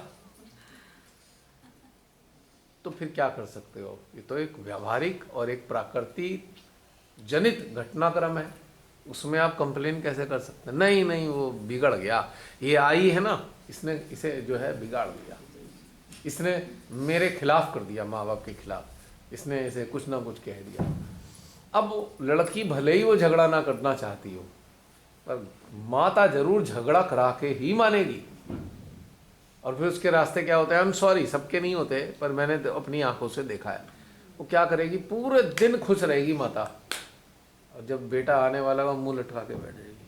वो बेचारा चिंता है, आधे में से आधे की हिस्सा तो वो चिंता कर ही रहा है ना। क्या हुआ? बस मत पूछ बेटे, रहने दे। नहीं, अब उसके अंदर जिज्ञासाओं का अंबार लग गया, क्या हुआ बता दो। अब क्या बताऊं, मैं खाना खाना चाहती थी और उसने तो ये कैसा कर दिया, वो बिना सोचे समझे वो टूट पड़ा, क्या है ये है वो है, वो शुरू हो गया ना। अंदर से माता खुश हो रही है, अब आएगा मेरे पास। उसे चिंता नहीं है कि तू अपनी बच्चे की ज़िंदगी को ख़राब करने में लग रही है, उसे मतलब ही नहीं। क्योंकि माता, आम माता जो जागरूक नहीं है, वो चाहती है मैं जब तक मरूं नहीं 100% अटेंशन बच्चे का मेरे पास रहना चाहिए। तो ये दुर कहानी है आज की स्थिति की, भारत के इतिहास की, भारत के वर्तमान की, और घर के घर खराब होते जा रहे हैं। अब ऐसे माँ बाप बच्चे से उम्मीद कर रहे हैं बच्चा अच्छा निकले, कैसे निकलेगा अच्छा बताओ। हमने दिया क्या उनको, क्या हमने दिया इस बात को कि बेटा जिसके साथ जोड़ने जा रहे हो उसका पूरा ख्याल रखना, जैसे हमारा ख्याल रखते हो, तो चाहे हमारा ख्याल मत रखो उसका जरूर ध्यान रखना, वो भी किसी घर की बेटी है। नहीं कहेंगे, ताने और पड़ेंगे उसको, तो क्या करेगा वो मोही माता पिता बन जाता है। अब बच्चों के प्रति उसकी जिम्मेदारी आती है, तो फिर तो बिल्कुल ही आ गया। तो उसने कहा यार रोज रोज झंझट होता है, तू यार कंपनी ने कहा है अमेरिका आ जा, फट भाग जाएगा वो कि भैया जान छूटी, मेरी जान छूट गई बाय गॉड। अब फिर मरते खपते माँ बाप कहेंगे हम तो बूढ़े हो गए, हमने पैदा किया था, वो तो विदेश चला गया माँ बाप को छोड़ के, मैं तुम्हारी वजह से ही गया, वरना ना जाता सोचता है चलो ठीक है। क्योंकि उसका जीवन में अब विषैलापन आ रहा है, उसकी पत्नी से भी झगड़ा करा, उसके भर, और उसके बच्चों के अंदर भी उन्हें कुछ समझ में नहीं आ रहा। हमारी तरफ से अटेंशन हटना नहीं चाहिए, हम ऐसे ऐसे काम करें। फिर कई तो मैंने ऐसे देखा है, अब भी जब भी पूछो भाई आंटी ठीक हो, क्या बताऊं बेटा कुछ ठीक ही नहीं चल रहा। क्या ठीक नहीं चल रहा, तो सेहत ठीक नहीं रहती। कारण वही है कि मैं जाऊंगा, मैं कहूँगा भाई ध्यान नहीं रख रहा इसका, मम्मी का अब नहीं, बस समझ रहे हैं आप मेरी बात। तो ये सारा सिंपैथी गेनिंग प्रोग्राम चलते जा रहा है और इसका कोई अंत नहीं है। और ये फिर पीढ़ी दर पीढ़ी कंडीशनिंग के रूप में बच्चों के अंदर भी जा रहा है, बच्चे फिर वैसे ही करते जा रहे हैं, सब साइकिल चले जा रही चले जा रही चले जा रही चले जा रही। और इसका मूल कारण क्या है, अटैचमेंट। चिड़िया जैसा चेतना को बनाया होता, ज़्यादा लंबी चौड़ी चेतना की जरूरत नहीं, चिड़िया जैसी चेतना बना लो, बस ये अटैचमेंट नाम की चीज़, बीमारी खत्म हो जाएगी। फिर बंधन नहीं लगाने पड़ेंगे, शू बीटिंग नहीं करनी पड़ेगी, फूड सोकिंग नहीं करनी पड़ेगी। ये सब करना इसलिए है अगर अटैचमेंट है, समझ लीजिए मेरी बात को। बहुत से लोग कहते हैं मैं फूड सेकिंग के अगेंस्ट हूं, मैं तो बिल्कुल अगेंस्ट नहीं हूं भाई, कितनी बार मैं बता चुका हूं, मैं किसी को मना नहीं करा। अभी मेरे पास एक SMS आया एक बहन का फेसबुक पे, भैया फूड सोकिंग के बारे में आपकी क्या राय है, क्या रोज करनी चाहिए। मैं कहा भाई बहन आप कितनी बार नहाओ मैं कैसे बता सकता हूँ, आपकी मर्जी है कितना स्नान करना चाहते हो या नहीं करना चाहते हो, दिस इज योर चॉइस, मैं कैसे कहूँ। मैंने कहा भाई फिर क्या करें, भैया अपनी आत्मा में जाओ और घुस के देखो कि वो क्या कहती है, फूड सोकिंग करनी है कर लो, 10 बार कहे तो 10 बार कर लो, 15 बार कहे 15 बार कर लो, मैं तो नहीं बता सकता। पर मैं क्या बताऊं इस बारे में फूड सोकिंग कितनी करनी है, मैं मना क्यों करूं फूड सोकिंग को भाई, वो तो फूड सोकिंग तो अच्छी चीज़ है। जब टांगों में दर्द होता है तो हम भी तो गर्म पानी में पैर डाल ही लेते हैं भैया, टांगों में थोड़ा रिलैक्सेशन हो जाए। और ये आज की थोड़ी है, वो तो हमारे पुराने ज़माने से चलती आ रही है। और शिमाता ही ने तो स्पेशली उसका टेक्निकल रीज़न बताया। आपको टारगेट इसी बात के लिए बनाते रहते हैं, मैं क्या जो अच्छी बातें बताते हैं भैया उसको तो तुम कभी बताते वो बेचे मेरे क्या टारगेट बनाएंगे, खुद का टारगेट खुद ही बना रहे हैं अपना, खुद ही गधे साबित हो रहे हैं भाई। हम उस लेवल पे नहीं, हम तो रोज करते हैं, ठीक है भाई करो, हमें क्या रीजन है भाई। आपकी चॉइस को मैं कैसे बताऊं कि आपको फूड सोकिंग कितनी बार करनी चाहिए। अभी अभी आया था लेटेस्ट, मैं देख रहा मेरी ये बहन पिछले कई दिनों से बड़े सारे आर्टिकल पढ़ती है, खूब अच्छा है लिखती है, फिर भी ये पूछ रही है फूड सोकिंग कितनी बार करनी चाहिए। मैं कैसे बता सकता हूँ। अब मेरी राय क्या है भैया, मेरी राय तो वही है जो श्रीमाता जी की राय है। वो क्या श्रीमाता जी ने तो कहा है, मैंने कहा पर श्रीमाता जी ने ये भी तो कहा है, आप आज्ञा से ऊपर चले जाते हो तो आपको जरूरत नहीं होती किसी चीज़ की। क्या वो बात को अंदर उतारा माँ के, वो भी तो माँ ने ही कहा है। और पहले वाली ABCD बात तो पकड़ के बैठे हैं, और XYZ वाली बात श्री माता की सुनते नहीं, समझते नहीं, तो फिर झगड़ा मेरे पे लाद देते हैं, मैंने ऐसा कह दिया। मैं माँ ने जो कहा है मैं भी तो वही बोल रहा हूँ। स्टेजेस हैं, A से शुरू हुए हो Z तक जाने की, कई स्टेजेस पार करोगे आप, और जब Z पे आ जाओगे तो फिर आप उसके बाद Z के बाद में आप सेंटेंस बनाओगे, निबंध लिखोगे, ABCD तो नहीं लिखोगे। आपकी मर्जी है, फिर भी ABCD लिखना चाहते हो तो मैं क्या कर सकता हूँ। अब कोई कहे नहीं है तो हमें तो ABCD बड़ी अच्छी लगती है, दिस इज योर चॉइस। मैं तो यही कहूँगा, Z तक आ चुके हो तो अब ABCD लिख के क्या करोगे। अब सेंटेंस बना लो। बच्चों को, आप बच्चे जो पढ़ते हैं, आपके छोटे बच्चे हैं, आप बच्चों को कराते हो ना ABCD के बाद कुछ अलग ही काम कराते हो ना, कुछ और ही सिखाते हो उसे। ये तो नहीं कहते ABCD लिख, रोज ABCD लिख, रोज ABCD लिख। आपकी चॉइस है, आपकी चेतना बताएगी आपको आगे क्या करना है। मैं कैसे मना करूँ, खाम मेरे को बदनाम करते हो। मैं मना कर देता हूँ, मैंने तो मना नहीं करा। कोई ये मुझे एविडेंस दे दे कि मैंने मना किया फूड स्टॉकिंग मत करो, कोई भी। 20 साल में मैंने, 22 साल में, 24 साल में किसी को मना किया आज तक? तो वो कोई मेरे से कहेगा धुनी कैसे देते हैं, वो नहीं बता सकता, क्योंकि मैंने तो की नहीं, तो मैं बताऊं कैसे। मैं आपको वो शेयर करूंगा जो मैं कर चुका हूं। जो मैं करता नहीं तो मैं उसे कैसे शेयर करूंगा आपको, बताइए। नहीं। और आप अगर लेक्चर दे देकर श्री माता जी के लेक्चर का रेफरेंस दे दे के दूसरे को शिक्षा देते हो, तो अपने से क्वेश्चन करो, जिसकी शिक्षा दे रहे हो क्या खुद पालन करते हो श्री माता जी की बात का? तो बात सही है। चलिए, और कौन शिल्पा बहन के बाद और कोई बताने वाला है? जय श्री माता जी। जय श्री माता जी बहन।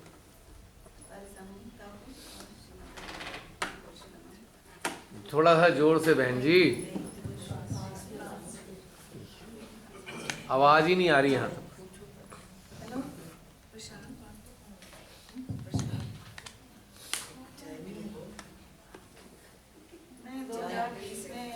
एक मिनट सुन लीजिए जी बहन।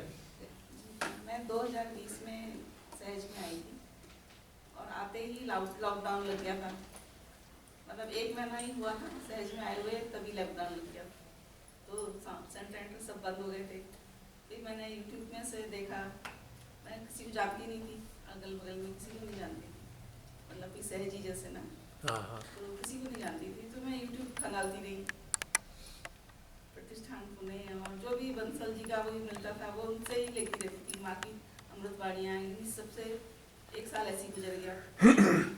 फिर थोड़ा फिर सेंटर खुला, फिर सेंटर जाती थी, अच्छा मतलब सही हो रहा था। फिर एक दिन किसी ने सहज में आपका डाला, कुछ डाला ना उसमें, वो प्रोग्राम का ये सेमिनार वगैरह, ये वर्कशॉप का डाला, तो मैंने वो देखने शुरू किए, मुझे बहुत अच्छा लगा। मैंने और देखती रही, फिर आपके नए नए इसमें आते रहे, पर ये अटेंशन ये वाले ये जो चलते हैं हफ्ते में, तो उनको भी देखती थी, और मेडिटेशन का भी देखती थी, और वर्कशॉप का भी देखती थी। मैंने मेडिटेशन वाले समझ में नहीं आते थे ज़्यादा जी, वर्कशॉप वाले देखती थी, मुझे वो अच्छे लगते थे। फिर बाद में फिर मैंने एक दिन सोचा, मैंने कहा क्यों ना जोड़ा जाए, भैया को फ़ोन करती हूँ। तो मैंने आपको फ़ोन किया, फिर आपने मुझे, फिर मैंने सारे क्रमबद्ध देखने शुरू किए। तो जब से फिर आपका जूम सेशन अटेंड किया, तब से तो मुझे बहुत ज़्यादा चैतन्य मिला, बहुत अच्छा लगा। और 2021 में मेरा कोविड हुआ था, और मैंने दोनों ही वैक्सीन लगाई हैं। दोनों ही? जी। रे राम रे।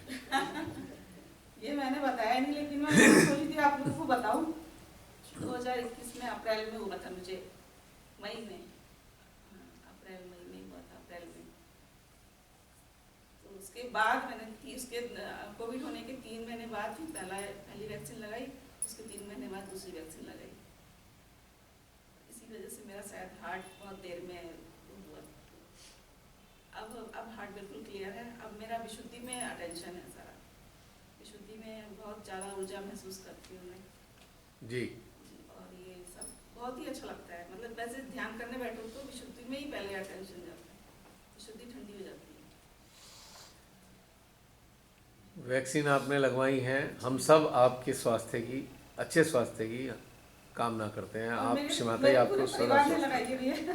मेरे तीन बेटे हैं, 2 बेटों ने तो लगाई है, बड़े वाले ने, छोटे वाले ने My लगाई है, God. और हस्बैंड ने लगाई है। बड़ा सोच सुन के भी बड़ा अंदर तकलीफ होती है। बहुत खतरनाक काम अभी तो किया लगा गया। दिया, अब जो होगा माँ देखेंगी। नहीं नहीं, अब तो हमसे है ना? प्रार्थना ही तो करने हैं। जी बिल्कुल, माँ देखेंगी। अब वैसे तो हम लोगों ने भी लगाया क्योंकि कंडीशन ये हो गया था कि आप कहीं आ नहीं पाओगे, तो हर बार तो उस समय माहौल भी ऐसा बना दिया, बिल्कुल बहुत ही डर का मैं माहौल। अपना अमेरिका शेयर कर सकता हूँ इस बारे में, कोविड के बारे में। एक सेकंड, उन्हें पूरी खत्म कर दें। जी डर का बहन। माहौल था उस समय बहुत ही ज्यादा। लेकिन मुझे ये चीजें आपके जब ये जूम सेशन से जुड़ने के बाद मालूम चली, जब पुरानी वर्कशॉप मैंने देखती रही, ये पुराने ये वीडियो देखती रही 2021 के, तब मालूम चला कि ये मतलब नहीं लगवानी चाहिए। मैंने आप क्या हो सकता है आपको उसके परिणाम आजकल देख नहीं रहे आप? जी बिल्कुल। अखबारों में देखते हैं, न्यूज़ में आते हैं। अमेरिका के एक सीनेट ने तो बिल्कुल कहा कि अमेरिका के बाजार में हमें दिख गई ना, हम उसे जेल में डाल देंगे। वैक्सीन अगर किसी दुकान पे दिख गई, जेल में डाल देंगे हम उसे। पूरी बैन है वैक्सीन अमेरिका के अंदर। उन्होंने क्लियर सबको, ये रॉक फेलर वगैरह, ये सबको इन्हें पकड़ लिया, बिल गेट्स वगैरह को, कि इन्होंने ये मानवता के खिलाफ काम किए हैं, बहुत ही जबरन लगवाई हैं ये। जो सही लोग हैं, सीनेट हैं, उन्होंने बिल्कुल सख्ती कर रखी है, क्योंकि बड़ा विरोध किया उन्होंने। लोग जागे, उन्होंने कहा भाई ये चीज़ हटाओ, यहाँ से मार्केट में दिखनी नहीं चाहिए ये। आपको मैंने डाली थी वो क्लिप उसकी, सीनेट की, वहाँ की अमेरिकन। हमारा Indian council of medical research है, वो हर 3-4 दिन में स्टेटमेंट रिलीज करता है कि लोगों में बहुत गलतफहमी फैल रही है कि कोविड वैक्सीन की वजह से डेथ्स हो रही हैं। डेथ्स एक्चुअली कोविड की वजह से हो रही है। हर 3-4 दिन में कुछ ना कुछ क्लैरिफिकेशन स्टेटमेंट रिलीज करता है। अब आप देख लो ना, सत्ता किसके अधीन है? और भैया मैंने 8 दिन लाइफ भी हुई थी, 8 दिन। अमेरिका को विश्व की सबसे बड़ी डेमोक्रेसी बोला जाता है, और डेमोक्रेसी के लिए वो जान भी दे सकते हैं। अमेरिकन, एक एक अमेरिकन। डेमोक्रेसी ख़त्म नहीं होने दे सकते, वहाँ डिक्टेटरशिप कभी नहीं आ सकती। वहाँ का सेटअप ऐसा है, क्योंकि वहाँ पढ़े लिखे जागरूक लोग हैं। अब जरा सोचो, 80 करोड़ लोग 80 करोड़ लोग जो राशन पे हैं, क्या वो जागरूक हो सकते हैं? अगर ये जागरूक होते, राशन लेने के लिए नहीं आते, वो ये कहते आंदोलन करके कि हमें राशन नहीं चाहिए, हमें काम चाहिए, हमें भीख नहीं चाहिए, तुम्हारी भीख अपने पास रखो, हमें तो काम दो, हमें ऐसी सत्ता नहीं चाहिए जो हमें काम नहीं दे सकती। यहाँ जागरूकता हो ही नहीं सकती यहाँ पे, क्योंकि यहाँ गुलाम प्रवृत्ति के हैं। भारत में गुलामी प्रथा बहुत पुरानी है, 800 साल की गुलामी है, और जो उनके वंशज हैं गुलामों के, आज भी हमारे बीच में हैं, और उनको ये गुलामी अच्छी लगती है। तो गुलामों के लिए ये सारी बातें कही जाती हैं, जागरूक लोगों के लिए तो नहीं कह सकता ना कोई भी। तो समझिए बात। आप दुखी मत होइए, मेरा गला बार बार बंद हो रहा है। मैं दुखी नहीं हो रही है, ये किसी और जिसके अंदर भी आ रहा मैं इस बात से दुखी नहीं हूँ भैया। है, देखो क्या हालत हो गई अभी। मैं बिल्कुल भी दुखी नहीं हूँ।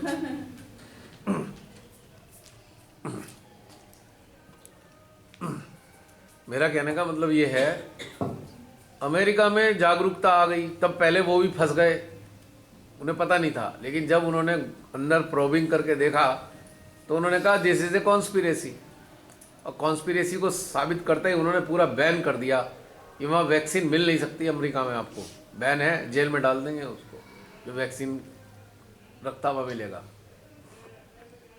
और उन्होंने पूरा ओपनली बोला है, उसने 4-5 लोगों के नाम लेके कि इनका षड्यंत्र था ये, और कितनी हार्मफुल है, इतने रिजल्ट खराब आ रहे हैं, उन्होंने खुद बोल रहे हैं। पहले मुझे दुख होता था ना कि मैंने वैक्सीन लगा ली है, इसके तो बड़े साइड इफेक्ट हैं, लेकिन अब मुझे कोई दुख नहीं होता है, कोई भी दुख नहीं होता, रत्ती भर भी दुख नहीं होता। मैंने कहा मैं सोचती हूँ जो भी होगा देखा जाएगा, माँ अपने आप देखती है। क्योंकि जिन्होंने लगवाई है उनके अंदर थोड़ा गिल्ट आ जाता है ना कि हमने। मैं आपको अपना एक मिनट बताता हूँ कोविड के बारे में ही, अपना एक्सपीरियंस रियल लाइफ कि तब मैं इस ग्रुप से जुड़ा हुआ नहीं था। जब कोविड फैल रहा था उसका फर्स्ट जो वेव था, मैंने कोई वैक्सीन नहीं लगाई, वाइफ ने लगवा ली, बाकी सब ने आसपास के लोगों ने लगा ली। मेरी वाइफ ने बहुत करती रही फोर्स कि लगवा लो लगवा लो लगवा लो, मैंने वैक्सीन नहीं लगवाई। लेकिन क्या हुआ कि बीच में ये किसान आंदोलन चल रहा था गाजीपुर की तरफ, उस तरफ, तो हमको रिलेशन देने के लिए जाना पड़ रहा था। जाते थे, किसान हैं भाई, सब बोलते थे रिलेशन दो, तो मैं रिलेशन देने के लिए वहाँ मास्क पहन के जाते थे हालांकि, पर वो जाते थे और आते थे, करीब 20-25 बार गए होंगे टोटल। और जब उसके 10-15 दिन बाद लोगों को कोविड हो गया, और मेरी वाइफ मेरे पे एलिगेशन लगाए, देखो तुम वहाँ गए थे, इसकी वजह से वहाँ से कोविड लेके आ गए। मैंने कहा भाई अब हो गया तो हो गया, पर वो धीरे धीरे उसकी इंटेंसिटी बहुत बढ़ती गई कोविड की। हालांकि मेरा ऑक्सीजन लेवल तो ठीक था, लेकिन एक दिन अचानक क्या हुआ कि कोविड मेरा ऑक्सीजन लेवल जो है वो करीब 80 के आसपास आ गया। तो उन्होंने बोला कि हॉस्पिटलाइजेशन करो, और दिल्ली में और गाजियाबाद में कहीं कुछ नहीं मिले, हॉस्पिटल में तो कोई जगह नहीं। तो एक कोविड सेंटर था, ऐसे जस्ट बनावट से डॉक्टर ने बना रखा था, वहाँ कोई ऑक्सीजन भी नहीं, कोई कुछ नहीं। कोविड सेंटर में एक डेढ़ दिन के लिए भर्ती हो गया मैं, और ऑक्सीजन वहाँ, मेरी जो बेटी है वो जर्मनी में रहती थी और ऑक्सीजन कहीं मिल नहीं रही थी। समहाउ उसने पता नहीं कहाँ से ढूंढ के कोई एजेंसी निकाली दिल्ली के अंदर, और वो बंदा ऑक्सीजन सप्लाई किया हॉस्पिटल के अंदर, और मेरी ऑक्सीजन किसी और को चढ़ रही है वहाँ। इतना मतलब सिलेंडर जो है वो किसी और को चढ़ाया जा रहा है, और वाइफ अकेली थी और कोई था नहीं। और यकीन फॉर्चुनेटली श्री माता जी की ऐसी कृपा हुई कि हमारी सहजी बहन है, उनके कोई कजिन है वो मशीन बनाते थे, ये वाली ऑक्सीजन वाली, उन्होंने वो ऑक्सीजन की मशीन मंगवाई। और फिर मैंने बोला यहाँ से छुट्टी करो, 1.5 दिन में रहा उस कोविड सेंटर के अंदर, और घर आया और मशीन पे रहा। लेकिन फिर भी थोड़ा लेवल काफ़ी, ऑक्सीजन लेवल तो ठीक था, लेकिन बाकी प्रॉब्लम्स फंगल टाइप की और हो गई थी। तो बोला रेमडेसिविर चाहिए, अब रेमडेसिविर कहीं मिले ही नहीं। अब यकीन मानो, मेरा एक बेटा जो न्यूजीलैंड में रहता था, उसके फादर की फैक्ट्री थी वो रेमडेसिविर बनाने वाली, तो उसके बेटे ने फोन किया उनको हैदराबाद के अंदर, उन्होंने वो खुद पर्सनली वो रेमडेसिविर मेरे को लगे, और पूरे 6 इंजेक्शन में रेमडेसिविर की भी लगा लिए। एंटी फंगल था, तो कई हैवी एंटीबायोटिक्स चढ़ते रहे घर के अंदर। मेरे पास 1 महीने तक जो हेल्पर होता है, जो ये लोग होते हैं जो चढ़ाते हैं, वो घर पे रहा, बाकायदा ड्रिप चढ़ती, दवाइयाँ में लेता रहा। जब कोविड मेरा खत्म हो गया, शुगर लेवल इतना हाई हो गया था, बाकी सब इतने जो टेस्ट आ रहे थे वो पूरे गड़बड़ आते थे। मेरे बच्चे जो हैं रोज हर हफ्ते बाद किसी एजेंसी को कॉन्टेक्ट करते, वो बंदा घर पे आता, तो वाइफ तो कर नहीं सकती ये काम, टेस्ट होते सब कुछ होता। और रिपोर्ट धीरे धीरे जब कोविड खत्म हो गया, मैंने चला उसके बाद 10 दिन बाद, जब कोविड खत्म होने के 10 दिन बाद जब टेस्ट कराया, तो यू विल नॉट बिलीव, ना शुगर और कोई टेस्ट, सबके सब टेस्ट नॉर्मल, सबके सब टेस्ट नॉर्मल। 10 दिन बाद ही शुगर लेवल जो है और जितने टेस्ट है सबके सब नॉर्मल आ गए, तो बिल्कुल ठीक हो गए। तो 2-3 महीने बाद फिर बेटी ने बोला कि आप आ जाओ मेरे पास। अब प्रॉब्लम ये कि मैंने वो अप्लाई कर दिया वीसा के लिए, वो बोले जब तक आपको दोनों वैक्सीन लगी हुई नहीं होगी तब तक आप यहाँ नहीं आ सकते। तो बड़ा धर्म संकट। मैंने कहा क्या करूँ, जाना तो है, बेटी को जरूरत भी है, तो क्या करूँ। तो मैंने कहा भाई ठीक है, लगवाना ही पड़ेगा, मजबूरी का नाम महात्मा गांधी। तो हमने दूसरी वैक्सीन लगवा ली। फिर वहां गए तो बेटी जिद करे कि नहीं यूरोप में तो बहुत हो रहा है, ये हो रहा है, वो हो रहा है, यहाँ पे आप बूस्टर डोज है लगवा लो। अच्छा, और वहाँ जर्मनी में इतनी बढ़िया फैसिलिटीज है हालांकि उनके पास में, कि हर 1 किलोमीटर के बाद में आपके फ्री टेस्टिंग है पीसीआर की, जो मर्जी पर दिन में आप हर रोज करा लो चाहो तो। और जब छोटे बच्चे भी जाते थे, उनकी स्कूल में रोज टेस्टिंग होती थी, छोटे बच्चों की भी, और टेस्ट किट अवेलेबल होती थी। आपको टेस्ट किट करना है, नेगेटिव रिपोर्ट भेज दिए तभी बच्चा स्कूल आएगा। और जब मैं बूस्टर डोज के लिए गया तो वहाँ खुद डॉक्टर ने पूरा एक्सप्लेन किया, जर्मन डॉक्टर ने, और खुद डॉक्टर ने इंजेक्शन लगाई। किसी जैसे यहाँ हिंदुस्तान में होता है ना, भेड़ चाल में गधे के जैसे सब लगो लगाए जा रहे हैं, कोई भी लगाया जा रहा है। अरेंजमेंट उनका बहुत अच्छा था, लेकिन वहाँ भी बूस्टर डोज लगा लिया और उसके बाद मैं आ गया। तो यकीन मानो मेरे को 1.5-2 साल तक कभी किसी टेस्ट कराने की जरूरत नहीं पड़ी। और सब टेस्ट 1.5 साल बाद कराया भी, कोविड के 1.5 साल बाद, तो अभी भी सब टेस्ट रिपोर्ट जो है वो माता जी के पास बिल्कुल नॉर्मल है, तो बचा हुआ हूँ मैं इससे। भगवान करे आप बचे ही रहें, नॉर्मल ही रहें। भैया हाँ जी। मेरी फैमिली में इंक्लूडिंग मी, हाँ मैंने तो बूस्टर डोज भी लगवा रखी है, दोनों तीनों लगवा रखी हैं, और मेरे बच्चों ने और फैमिली में सबने लगवा रखी है। तो हम तो यही कहेंगे भाई सीमादेवी की अनुकंपा आप पे बनी बिल्कुल, रहे, बिल्कुल। आपको स्वास्थ्य मिले। पर एज ए रिजल्ट तो कुछ और ही आ रहा है ना, आप देख रहे हो चारों तरफ। उन्होंने खुद बताया कि ये सब चीज़ें हमारे इसमें प्रॉब्लम कर रही हैं। अमेरिका में ये सारी बातें बताई गई, उन्होंने एक एक डिटेल बताई। बच्चों को लग रही है 23 से एक बार में 3 वो क्या करेंगे आप? अब आप देखिए, एक मिनट आपस में बात करेंगे, सब घिचड़ पिचड़ हो जाएगी। देखिए एक बात सुनिए, माँ बाप जिम्मेदार है ना। अगर माँ बाप को ये समझ है तो लगाने नहीं देने के, नहीं समझ है तो लगाने देंगे, सीधी बात है। इनका कुछ नहीं हो सकता और कुछ भी किया नहीं जा सकता। जो होना है हो जाएगा। मैं तो कहती है ना, मैं तो इस मामले में क्या कहता हूँ कि आयु लंबी भले ही ना हो पर सार्थक हो, जितनी भी मिली है। अब हमें नहीं मालूम कारण क्या बनेगा, वो तो पहले से लिखा हुआ है। लेकिन this vaccine has come from the darkness. Enlightening persons के अंदर ये समझ अगर नहीं कि ये डार्कनेस से है तो उसका भी कुछ नहीं हो सकता। फिर तो शिमाता ही सरवाइव करे, बचाए सबको।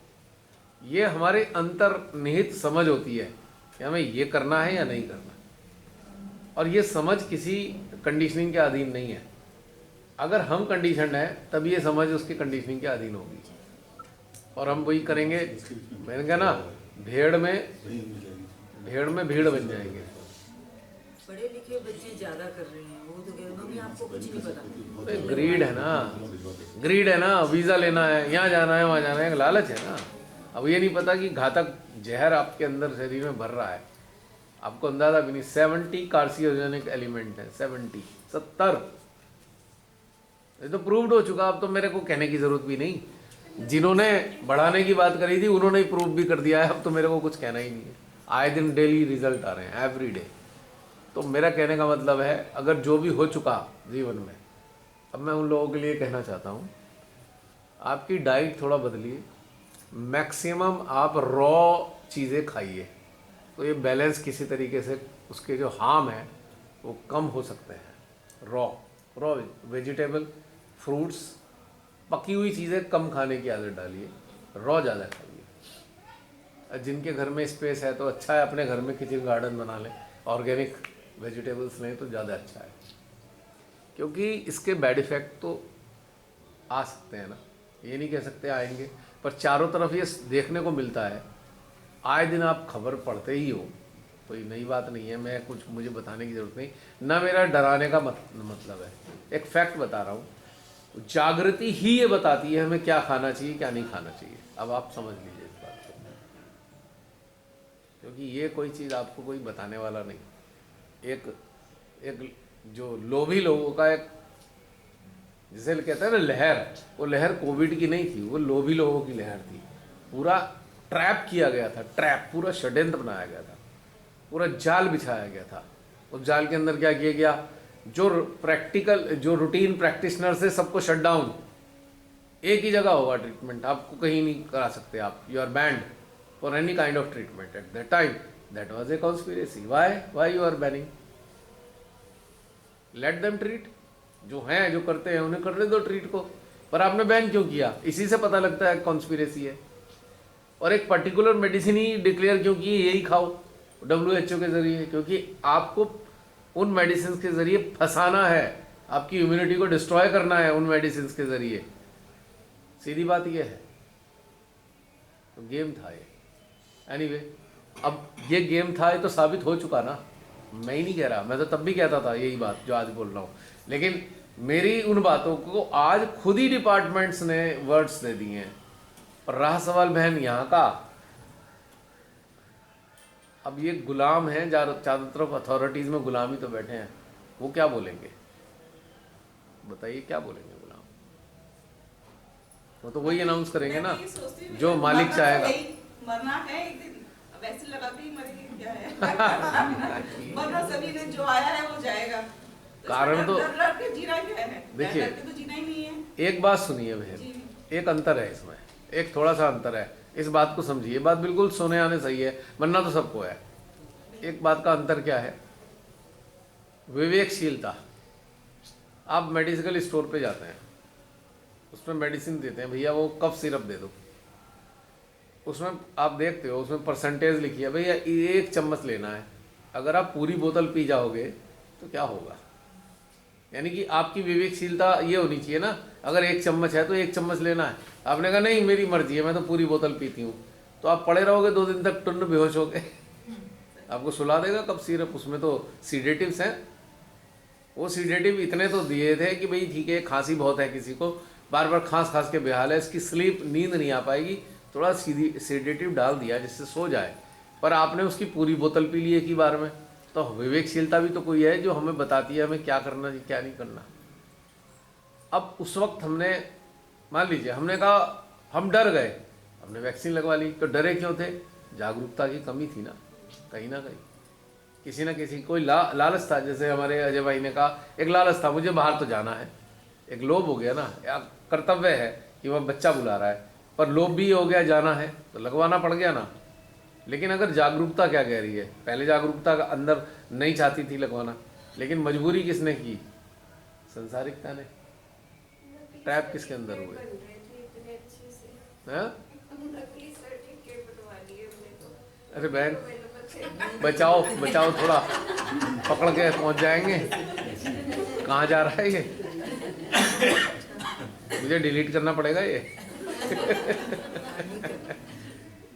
पर नहीं करूँगा मैं, जाइए, पर बचना चाहिए। एनीवे, कहने का मतलब ये है कि समस्या समझो, विवेकशीलता वही आपको बताती है, सर्वाइवल विवेकशीलता के आधार पे है। अब घर गृहस्थी की समस्याएं कैसे सुलझेंगी? विवेकशीलता से। मैं क्या रास्ता बता सकता हूँ? जैसे मैंने बोला, प्रश्न करते हैं ऐसा हो गया ऐसा हो गया ऐसा हो गया। तो विवेकशील अगर हैं, और विवेकशीलता कब आती है? जब आप सही चीज से जुड़े हुए हो, अपनी अंतरात्मा से जुड़े होगे। सबसे बड़ा गाइड सबकी अंतरात्मा है, अंतरात्मा सबसे बड़ी गाइडलाइन है। और अंतरात्मा सुप्त है, प्रकाशित नहीं है, तो आपकी गाइडलाइन कहाँ से आ रही है? अपर कंपार्टमेंट से। और यहाँ कौन है? भेड़, भेड़ चाल, खत्म हो गई बात।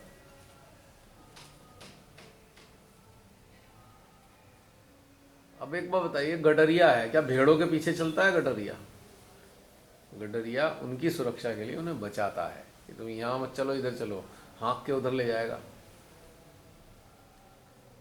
तो समझने की बात है, गडरिया कौन है हमारे अंदर? हमारा आत्मा। भेड़े कौन है?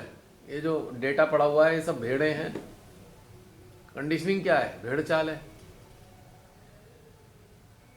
तो हमारा जो गडरिया है उसे अगर आपने सुलाए रखा है तो गडरिया रक्षा कैसे करेगा आपकी? बताइए आप। सारा घूम फिर के वहीं तो आ जाता है। अच्छा, बहुत से लोग आत्म साक्षात्कारी नहीं भी थे, और ढेर सारे लोगों तो नहीं लगवाई। वो अंदर से जागरूक थे कि गलत है, कहीं ना कहीं उनकी प्रकाशित नहीं भी थे, पर उनके कहीं ना कहीं आवाज़ सुन रहे थे। वे नहीं, आंदोलन करा उन्होंने, बड़े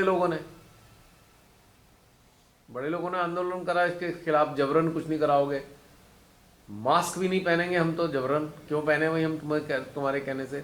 साइंस ये प्रूव कर रही है मास्क पहनने से हमारा ऑक्सीडेशन खत्म हो जाता है, कम हो जाता है, बॉडी में ऑक्सीजन घट जाती है। साइंस तो कह रही है, ये आप कह रहे हो मास्क लगाओ। क्यों लगाए? भी नहीं पहना, एक भी हम तो पहनते ही नहीं थे, हम तो पहनते ही नहीं थे, हम तो कभी पहनेंगे भी नहीं। मैं जाना, ये हाथ धोते थे ना, मेरे को स्मेल आती। और मैंने ये ठान लिया था, मैं बोल रहा हूँ पल्ली, कोई जबरदस्ती करेगा तो मैं उससे कहूँगा भाई तेरे को मुझे मारना पड़ जाएगा अपनी जान बचाने के लिए, पर वैक्सीन नहीं लगवाऊंगा मैं। हमें भी स्कूल से बहुत प्रेशर था। भैया देख ले, अपनी आत्मरक्षा के लिए मैं तेरे को हत्या भी कर सकता हूँ, घर से बहुत प्रेशर। क्यों लगवाऊँ मैं तेरे कहने से? लड़ने को तैयार थी बेटा, मेरी अंतरात्मा तैयार नहीं। मेरे शरीर में क्या जाना चाहिए कोई कानून नहीं हो सकता, कानून नहीं बता सकता मेरे शरीर में क्या जाना चाहिए। मैं मालिक अपने शरीर का खुद हूँ, तुम मेरे मालिक नहीं हो। कोई सत्ता मेरी मालिक नहीं है, कोई नियम मेरा मालिक नहीं है।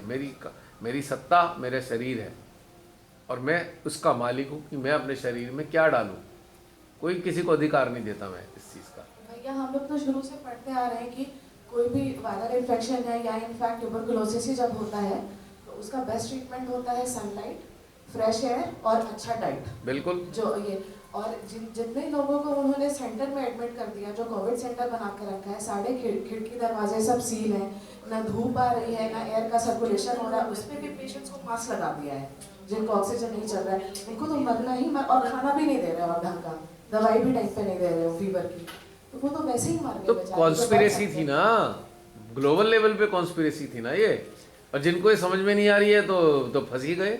और वैसे भी कोई बीमार होता है तो उसका कोई अपना मिलने चला जाए तो एक मॉरल सपोर्ट हो जाता है, वहाँ तो मिलने भी नहीं दिया जा रहा था, वो तो वैसे ही। मेरे से एक मेरे फ्रेंड ने कहा नहीं मुझे ना वहाँ जॉब मिल रहा है। मैंने कहा भाई जिंदगी से बड़ा, अगर तेरे को जॉब लगता है तो जा, हम क्या कर सकते हैं उसमें, तू 6 लगवा भाई, हम तो बता सकते हैं। मेरे पास जो डेटा है, एक तो मेरी सबसे बड़ा डेटा मेरी अंतरात्मा से आता है, मुझे उसके लिए किसी को पढ़ने और जानने की ज़रूरत नहीं है, फ्रैंकली स्पीकिंग। जिसमें नो आ गया तो फिर दुनिया में कोई करा ही नहीं सकता, चाहे कोई भी बड़ा से बड़ा आ जाए।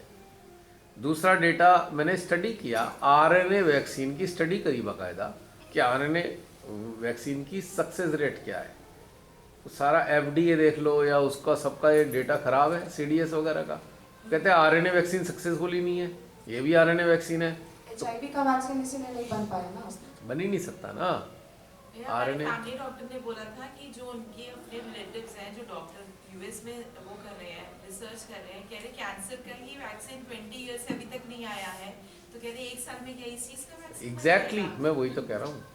सवाल ये है कि आरएनए की वैक्सीन तो कामयाब है ही नहीं, डीएनए वैक्सीन कामयाब है, जैसे चेचक है, आरएनए तो कामयाब है ही नहीं कभी भी। तो फिर आप किस आधार पे गारंटी कौन दे रहा है? और जो साहब की गारंटी का तो हाल देश देख ही रहा है। अब तो साहब ने गारंटी देनी शुरू कर दी, मेरी गारंटी, और उसके पीछे मैंने सब जोड़ दिए, मैं गारंटी देता हूं तुम लोग निश्चित रूप से बर्बाद हो जाओगे हर स्तर पे, ये गारंटी है। भैया सेंट्रल गवर्नमेंट ने हाई कोर्ट में एफिडेविट दिया था कि वैक्सीन लगवाने के लिए पता है मालूम है, पर वो जो मुंहजबानी ऑर्डर तो चल रहे थे ना, पुलिस वाले तो मुंहजबानी ऑर्डर मान रहे हैं। ऑर्गेनाइजेशन में फोर्स कर रहे थे लोग, हम खुद ही बचना पड़ रहा था, हम लोगों को खुद ही बचना पड़ रहा था। बिफोर के ऑफिस में इतना प्रेशर, मेरे स्कूल में बच्चों के लिए प्रेशर कि बच्चों को। भाई साफ सी बात है कि जिंदगी रहेगी तो ही नौकरी रहेगी ना, जब जिंदगी नहीं तो नौकरी का क्या मतलब रह गया। भैया ब्रेकफास्ट का टाइम 10 बजे तक का है, तो हमने तो इंतजार कर रहे थे चाय का, 9:30 है, वो चाय क्यों नहीं आई? नहीं वो चाय उधर ब्रेकफास्ट के साथ ही मिलेगी उधर। यहाँ आप हमें पहले बता देते, हमें तो था कि मॉर्निंग टी तो देंगे। लोग कह रहे हैं कि इतने लोगों को नहीं रिमाइंड, कम लोग होते तो दे देते, और मैनेजर था नहीं अवेलेबल, तो ब्रेकफास्ट वहीं लगा हुआ टेरेस के ऊपर, यहाँ बार है ना, उसके बाद सीढ़ियाँ जा रही है, स्विमिंग पूल के पास टेरेस है, वहाँ ब्रेकफास्ट मिलेगा 10 बजे तक। तो कह रहा आप यहीं आके पी लीजिए, लोगों को हम वहाँ सप्लाई नहीं कर पाएंगे। अभी क्या टाइम हो रहा है? 9:30। तो चलो भैया, ओके, जय श्री माता जी। अभी के लिए सेशन समाप्त, और इसके बाद अब जो हम बैठेंगे लगभग, अभी तो आपको तैयार वैयार भी फ्रेश भी होना होगा, सब इस चक्कर में आ गए ऐसे ही, तो चलो कोई बात नहीं।